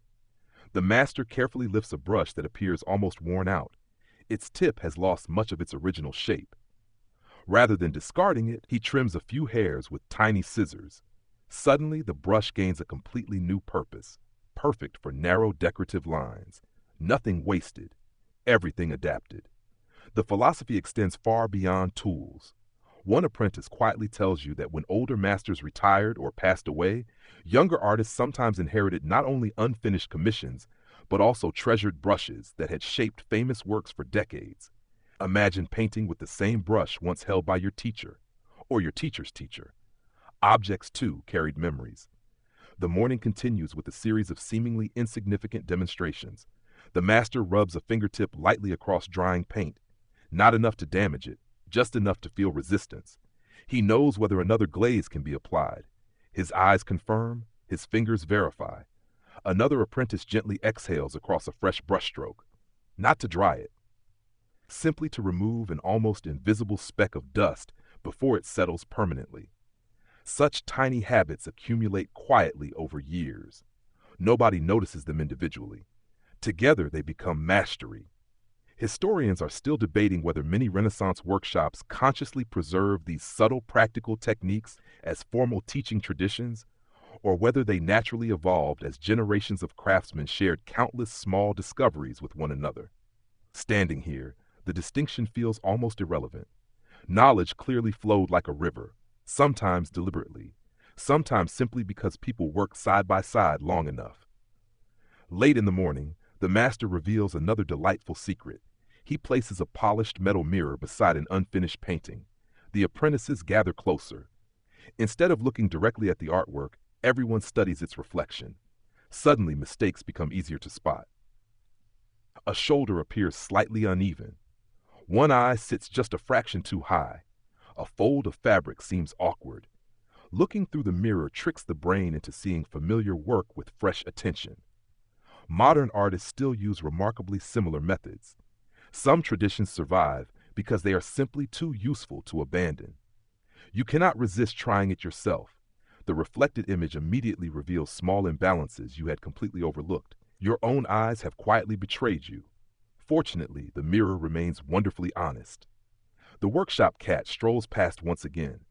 This time it pauses before the mirror. For several thoughtful seconds, it studies its own reflection with profound seriousness. Then, apparently satisfied that another cat is behaving acceptably, it walks away.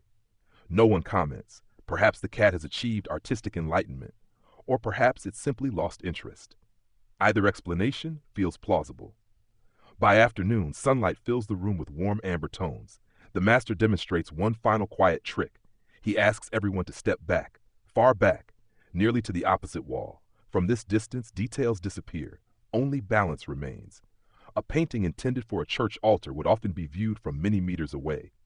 Tiny corrections mattered, but the whole composition mattered even more. The apprentices stand silently. Some paintings improve with distance. Others reveal problems invisible at arm's length. Perspective changes judgment. You realize that this lesson extends comfortably beyond painting. Life itself sometimes becomes clearer after taking a few steps back. The master gives a gentle nod. Several apprentices return to make tiny adjustments. A brighter highlight, a softer shadow, a slightly straighter line. Nothing dramatic, everything meaningful. As the day's work winds toward evening, The workshop settles once again into its familiar rhythm of cleaning, organizing, and quiet conversation. The feather returns to its jar. The sponge dries beside the window. The bread has become rather less artistic and considerably more appealing as supper approaches. You glance around the room one last time. Nothing here feels accidental anymore. Every worn brush, every cracked bowl, every polished stone, every faded cloth. Each carries the quiet memory of countless invisible lessons. Because the greatest masters did not simply leave behind finished paintings. They left behind ways of seeing, ways of touching, ways of noticing. Little habits so gentle they almost escaped history itself, yet powerful enough to help ordinary hands create extraordinary beauty for centuries to come. Part 12. The days begin flowing together now, not in a blur, but in the gentle rhythm of a well-practiced craft. You no longer count time by the rising or setting of the sun. Instead, you measure it by drying paint, by freshly ground pigments, by cleaned brushes, by the satisfying click of ceramic lids settling over tiny shells of color at the end of each evening. The workshop has quietly become a clock. Its hands are made of habit. This morning, however, something unusual arrives before breakfast. A merchant. His boots carry the dust of long roads. His cloak bears faint traces of salt from sea air. Behind him, two assistants carefully unload several wooden crates wrapped in coarse canvas and sealed with wax. The entire workshop pauses. Even the master looks up immediately. Everyone understands what these crates represent. Not simply supplies, possibility. The Renaissance was an age of remarkable artistic achievement, but it was equally an age of extraordinary trade. Workshops depended upon vast commercial networks stretching across Europe, the Mediterranean, North Africa, and Asia. Every brilliant color on a painter's palette carried with it a story of merchants, sailors, miners, caravans, and craftsmen separated by thousands of kilometers. Paint, in many ways, was geography made visible. The first crate is opened carefully. Inside rests a collection of ochres from different regions. At first, you wonder why anyone would import ochre when local deposits exist. Then the merchant begins laying them side by side. One glows with warm golden tones, another leans towards soft orange, a third carries subtle reddish undertones, tiny differences. Yet under a painter's eye, they might completely change the mood of an entire landscape. The master studies them silently. He does not ask which is best. Instead, he asks where each came from. The merchant smiles. Now begins a conversation that sounds almost like poetry. Earth from the hills outside Siena, clay from the countryside beyond Verona, rich umber gathered in Umbria, white chalk transported from northern quarries, green earth collected near Verona. Every region contributes something unique. Nature, it seems, enjoys variety. Nearby, another crate is opened. This one contains minerals wrapped individually inside wool. Malachite, azurite, cinnabar, small pieces of lapis lazuli. The apprentices instinctively lean closer. You do the same. Each stone has traveled farther than many people of the period ever would. The merchant casually mentions mountain passes crossed before winter snowfall, river barges, Mediterranean ports, caravans guarded against thieves, storms survived, languages exchanged, coins counted. Only then does the stone finally reach the painter's table. It is astonishing to realize that a single blue robe inside a Renaissance painting may represent the labor of miners in Central Asia, camel drivers crossing deserts, sailors navigating rough seas, bankers financing trade, merchants bargaining in crowded markets, and apprentices patiently grinding minerals in workshops like this one. Masterpieces rarely belong to one city alone. They quietly belong to half the known world. One fascinating fact often surprises modern visitors to museums. Some pigments traveled farther than the artists who eventually used them. Many painters spent most of their lives within relatively small regions, while the materials beneath their brushes completed journeys spanning continents. The colors became remarkable travelers. You help unpack bundles of dried plant material, madder roots, weld flowers, walnut husks, bark tied neatly into small bundles. The workshop still relies upon nature for many useful colors, especially those intended for textiles, drawings, or specialized artistic purposes. Although mineral pigments often receive greater attention today, Renaissance artists drew from an astonishing diversity of natural resources. Entire forests quietly contributed to art. So did fields, gardens, marshes, even orchards. Another parcel contains something far smaller, tiny lumps of dark brown resin. The merchant explains they arrive by ship from distant forests where aromatic trees slowly bled fragrant sap beneath warm sunlight. The master breaks one piece gently. A sweet scent fills the room. Pine, honey, warm earth. You close your eyes for a moment. Some fragrances seem capable of carrying entire landscapes within them. Unfortunately, another parcel immediately releases the familiar aroma of fish glue. The universe remains determined to preserve balance. Several apprentices exchange amused glances. Even luxury cannot completely escape practicality. The merchant produces a folded parchment listing prices. The workshop gathers quietly. Painting may celebrate beauty. Running a workshop requires arithmetic. The master calculates carefully. Enough ochre for several months. Only a modest amount of ultramarine. Additional linseed oil. Fresh chalk. Replacement brushes. Every purchase reflects future commissions. Money spent wisely today allows paintings to exist tomorrow. Artistic genius has always appreciated sensible bookkeeping. One older apprentice whispers that successful masters needed two very different talents. One hand painted saints, the other balanced accounts. Neither could be neglected for long. Outside, wagons continue arriving at neighboring workshops. Carpenters receive timber, metalworkers receive iron, weavers receive wool. The entire city hums with interconnected industries. Painters depend on merchants. Merchants depend on shipbuilders. Shipbuilders depend on foresters. Foresters depend on healthy woodlands. Invisible threads connect everyone. The Renaissance flourished not through isolated brilliance alone, but through remarkable networks of cooperation. You begin helping record new supplies. Simple marks, careful counts, nothing elaborate. The master insists that every valuable pigment be accounted for before it disappears onto shelves, especially the expensive blues, especially the gold. One missing packet would prompt uncomfortable questions. No one seems eager for that conversation. Historians are still debating whether Renaissance workshops maintained surprisingly sophisticated inventory systems by the standards of their time, or whether much of the management relied primarily upon experienced masters whose remarkable memories replaced extensive written records. Watching this workshop, you suspect both methods worked together. Lists helped, experience ruled. By midday, the merchant prepares to leave. His wagons feel noticeably lighter. The workshop shelves noticeably fuller. Before climbing aboard, he offers one final piece of news.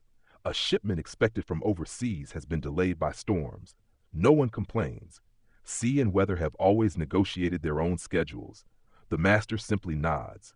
Other work will continue. The workshop has learned long ago that flexibility is every bit as valuable as planning. As the wagons disappear down the narrow street, you find yourself looking back toward the shelves. Just yesterday, they seemed filled with anonymous jars. Today, every container carries a story. This yellow crossed valleys. That green emerged from ancient hills. Those resins slept inside distant forests. That brilliant blue crossed deserts, mountains, rivers, and seas. Even the simplest brown earth may have passed through dozens of careful hands before reaching yours. Suddenly, the workshop feels much larger than its four walls. The world itself seems quietly present inside every shelf, every pigment, every brushstroke waiting to happen. Because before a Renaissance masterpiece could capture the beauty of creation, creation itself first had to travel patiently across the world, one humble crate at a time. Part 13. The merchant's wagons have long disappeared into the maze of narrow streets, but the workshop still feels subtly different. The shelves are fuller. The air carries the faint scent of newly unpacked resins. Fresh bundles of linen rest neatly folded beside recently delivered brushes. Most importantly, there is a quiet excitement that nobody openly admits. New materials always invite new possibilities, yet the master does not rush toward them. Instead, he continues exactly as he did yesterday, and the day before, and countless days before that. The lesson arrives without words. Beautiful materials alone never create beautiful paintings. Patient hands do. You begin the morning by helping prepare a large wooden panel that has occupied one corner of the workshop for weeks.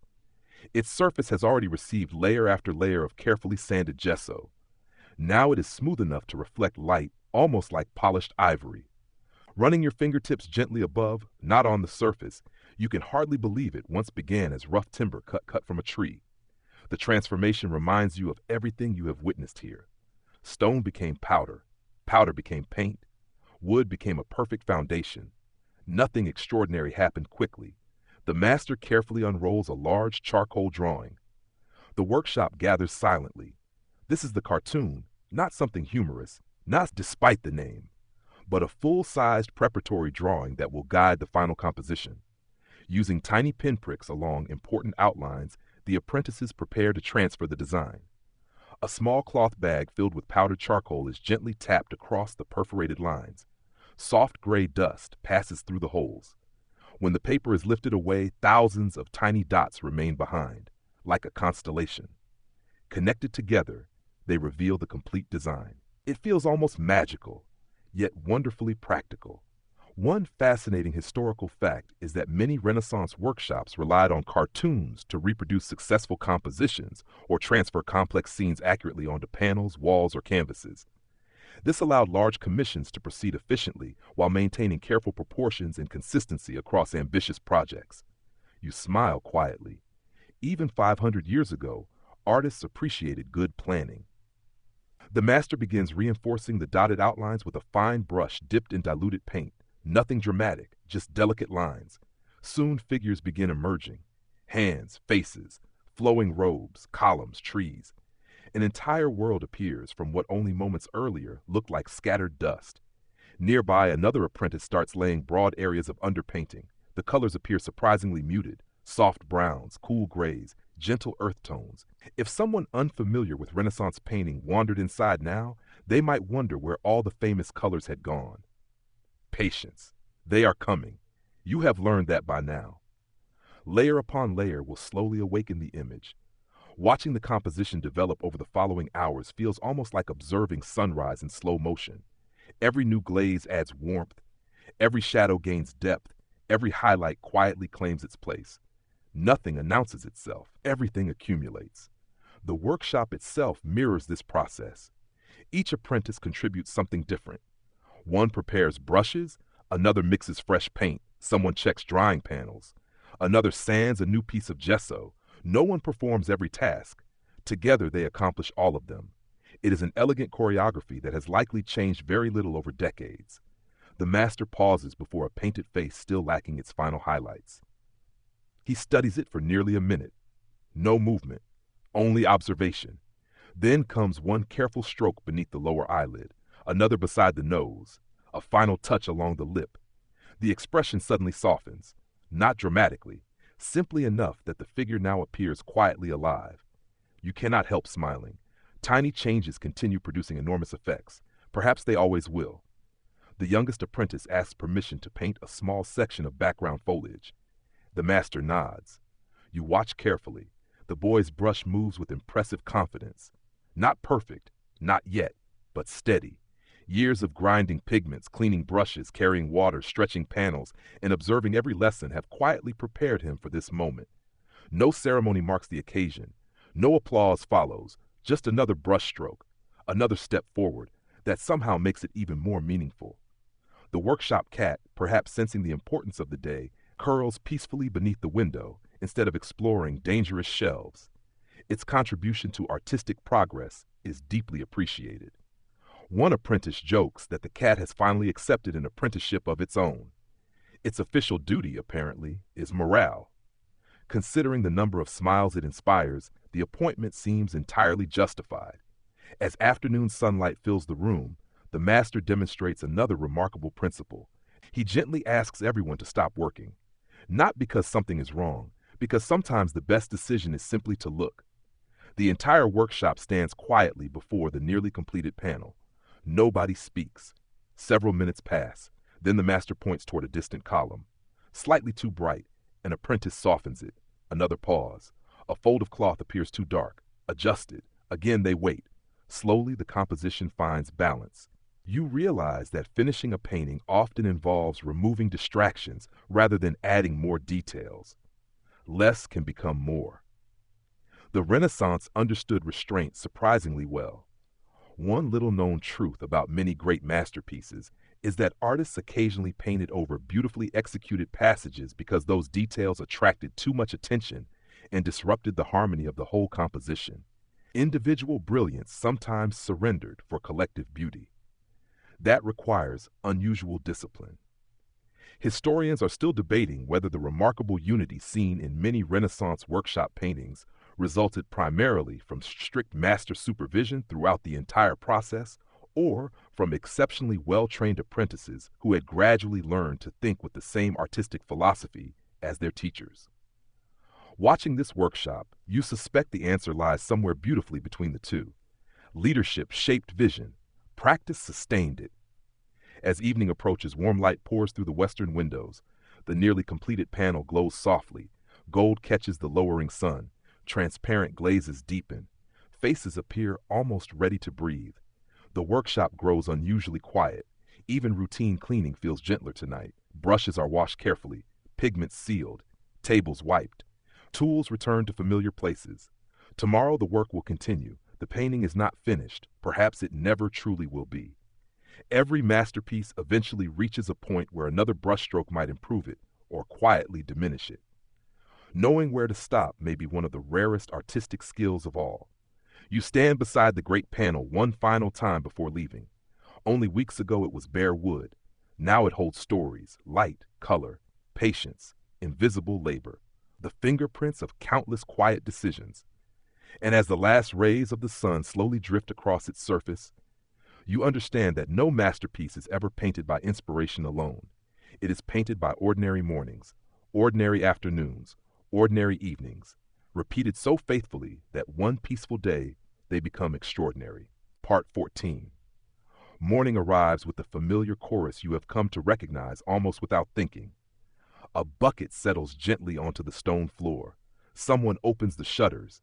Fresh air slips into the workshop, carrying the scent of damp timber, distant bread ovens, and the faint perfume of herbs growing in nearby courtyards. Sunlight slowly crawls across the benches where rows of pigments wait quietly inside their shells. You realize something surprising. The workshop itself has barely changed, yet you have. The noises that once sounded confusing now feel reassuring. The routines that once appeared repetitive now seem almost graceful. Even the endless cleaning has revealed its quiet purpose. There is comfort in places where every object knows exactly where it belongs. Today's work begins not with mixing new colors, but with caring for everything already created. The master often reminds the apprentices that making a painting is only half the responsibility. Protecting it is the other half. A completed brushstroke still has a future ahead of it. That future deserves attention. Several finished panels are carefully carried onto long wooden stands. They are no longer wet, yet they are still vulnerable. The paint has dried enough to handle, but it continues curing deep within its layers. Time remains an invisible collaborator. The master uncovers a small ceramic jar containing a clear amber liquid, varnish. Immediately, the room fills with a gentle fragrance of resin, warm wood, and drying oil. It is one of the pleasant smells inside the workshop, something of a rare luxury after your long acquaintance with fish glue. Everyone seems quietly grateful. Natural varnishes, often prepared from tree resins dissolved into carefully selected oils or spirits, protected painted surfaces while enriching their colors. Although recipes varied between regions and generations, the basic goal remained the same: preserve the painting while allowing its beauty to shine with greater depth. The master dips a broad, remarkably soft brush into the varnish. He removes the smallest excess against the edge of the jar. Nothing hurried, nothing wasteful. The brush glides across the painted surface. Immediately, the transformation begins. Colors deepen. The reds become warmer, the greens gain richness, the blues seem almost endless. The gold reflects more softly, yet somehow more brilliantly.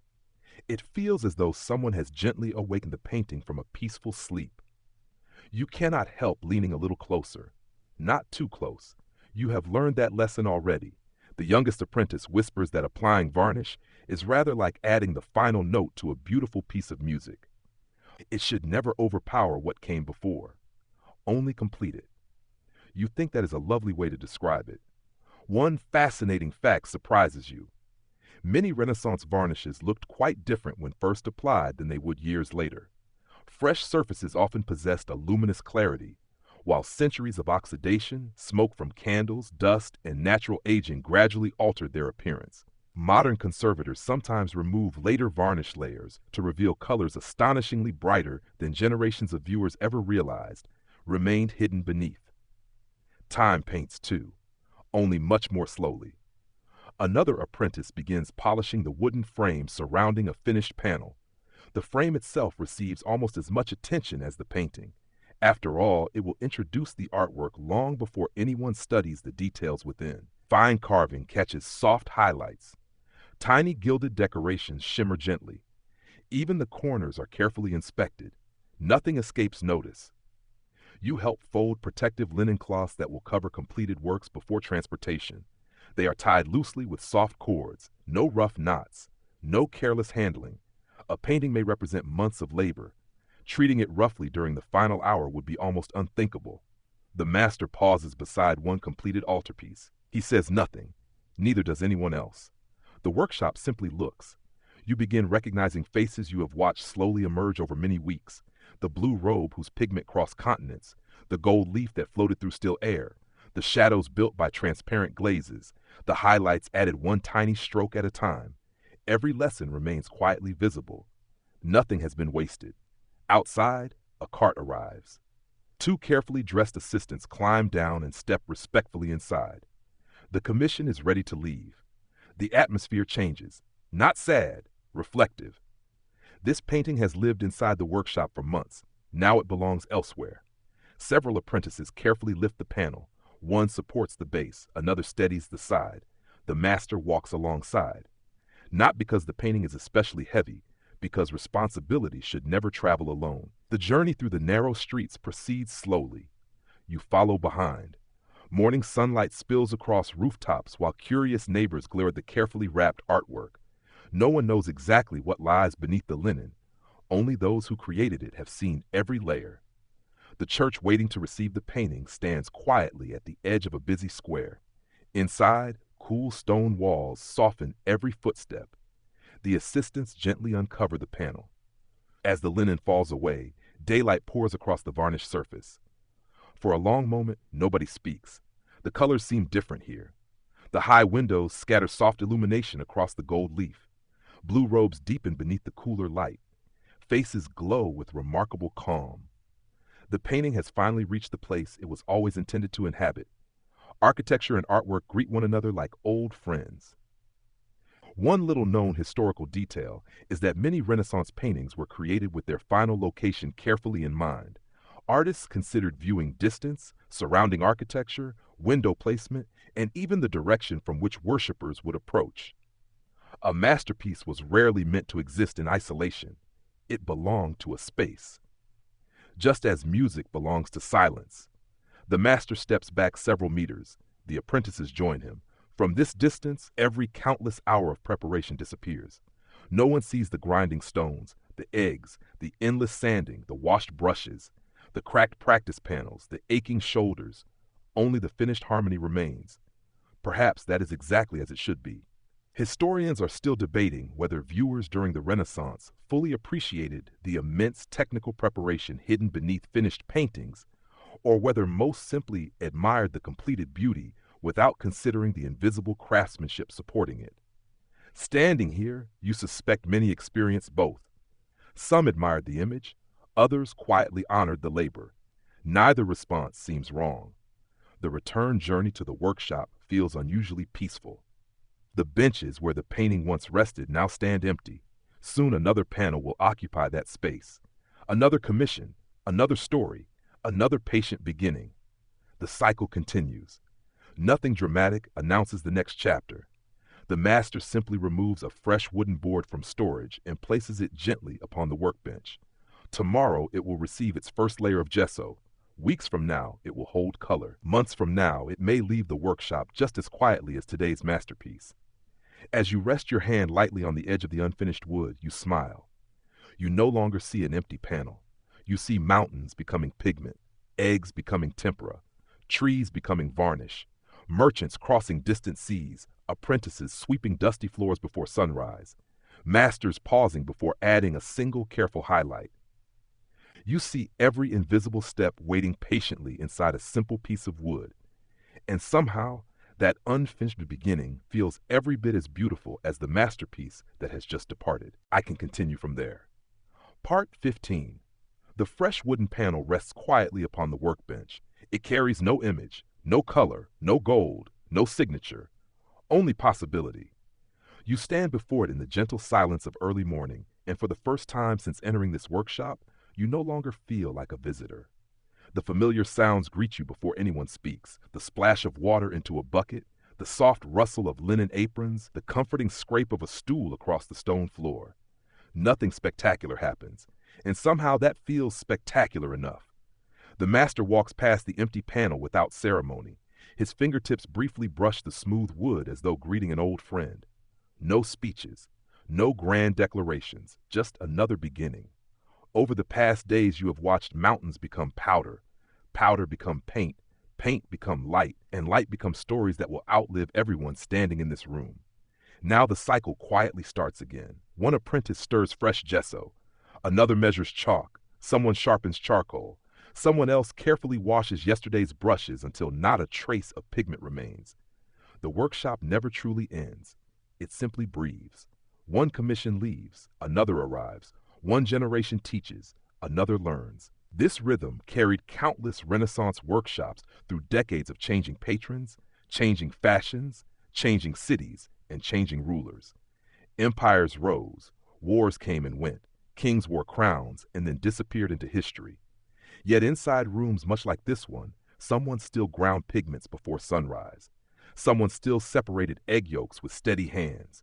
Someone still paused beside a window to judge the honesty of the morning light. That quiet continuity may be one of history's greatest masterpieces. You find yourself looking toward the shelves. The ochres seem almost familiar now. The little shells of ultramarine no longer appear mysterious, only deeply respected. The gold leaf still catches your attention every time it glimmers, although you have learned not to breathe too enthusiastically around it. Some lessons are unforgettable, especially the expensive ones.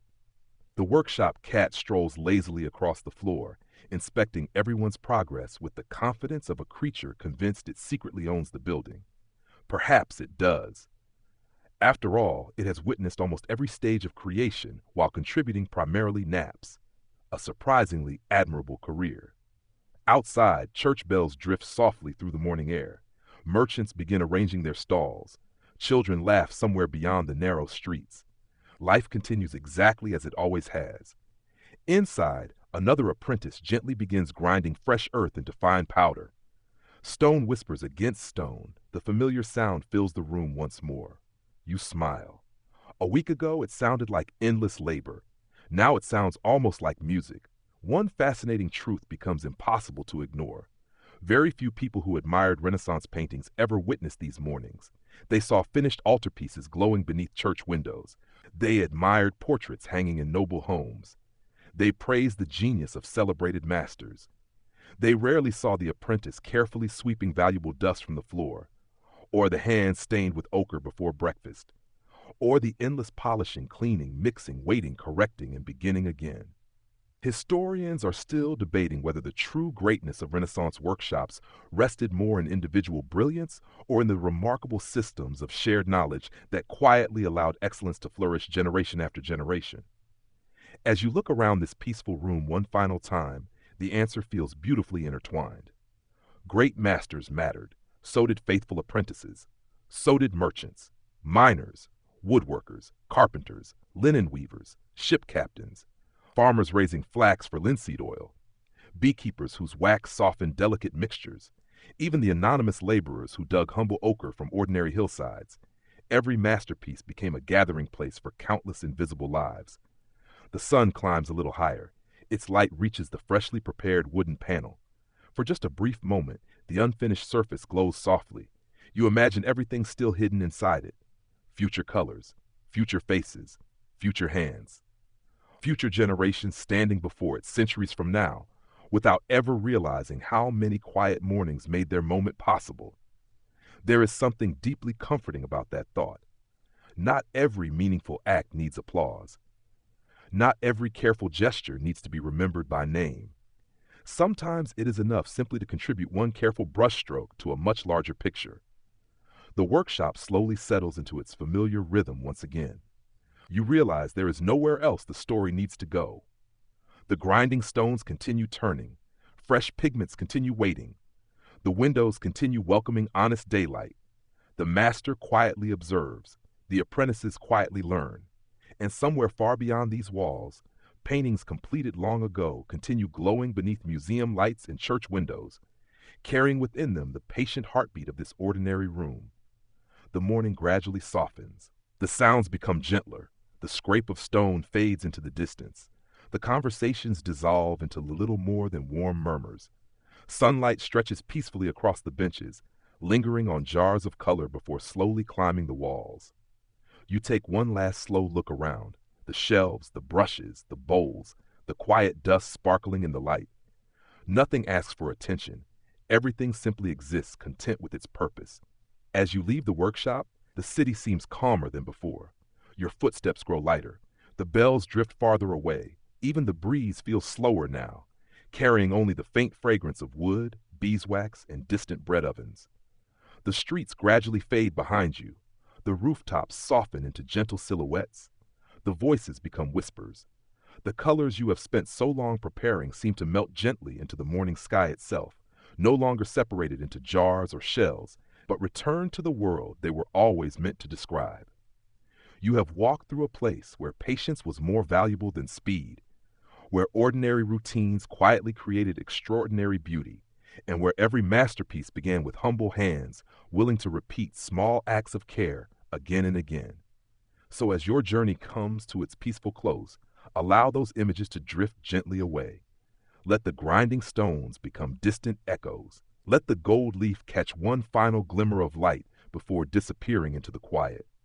Let the colors settle softly, like evening mist across an old Renaissance city. There is nothing left to prepare, nothing left to hurry, only the comforting knowledge that somewhere, in every age, careful hands are still turning simple materials into something beautiful. And perhaps that gentle thought can remain with you as your breathing slows, your thoughts grow lighter, and the quiet workshop finally disappears into the peaceful darkness beyond sleep. Open quote, end of script. Sweet dreams, close quote, close quote, close quote.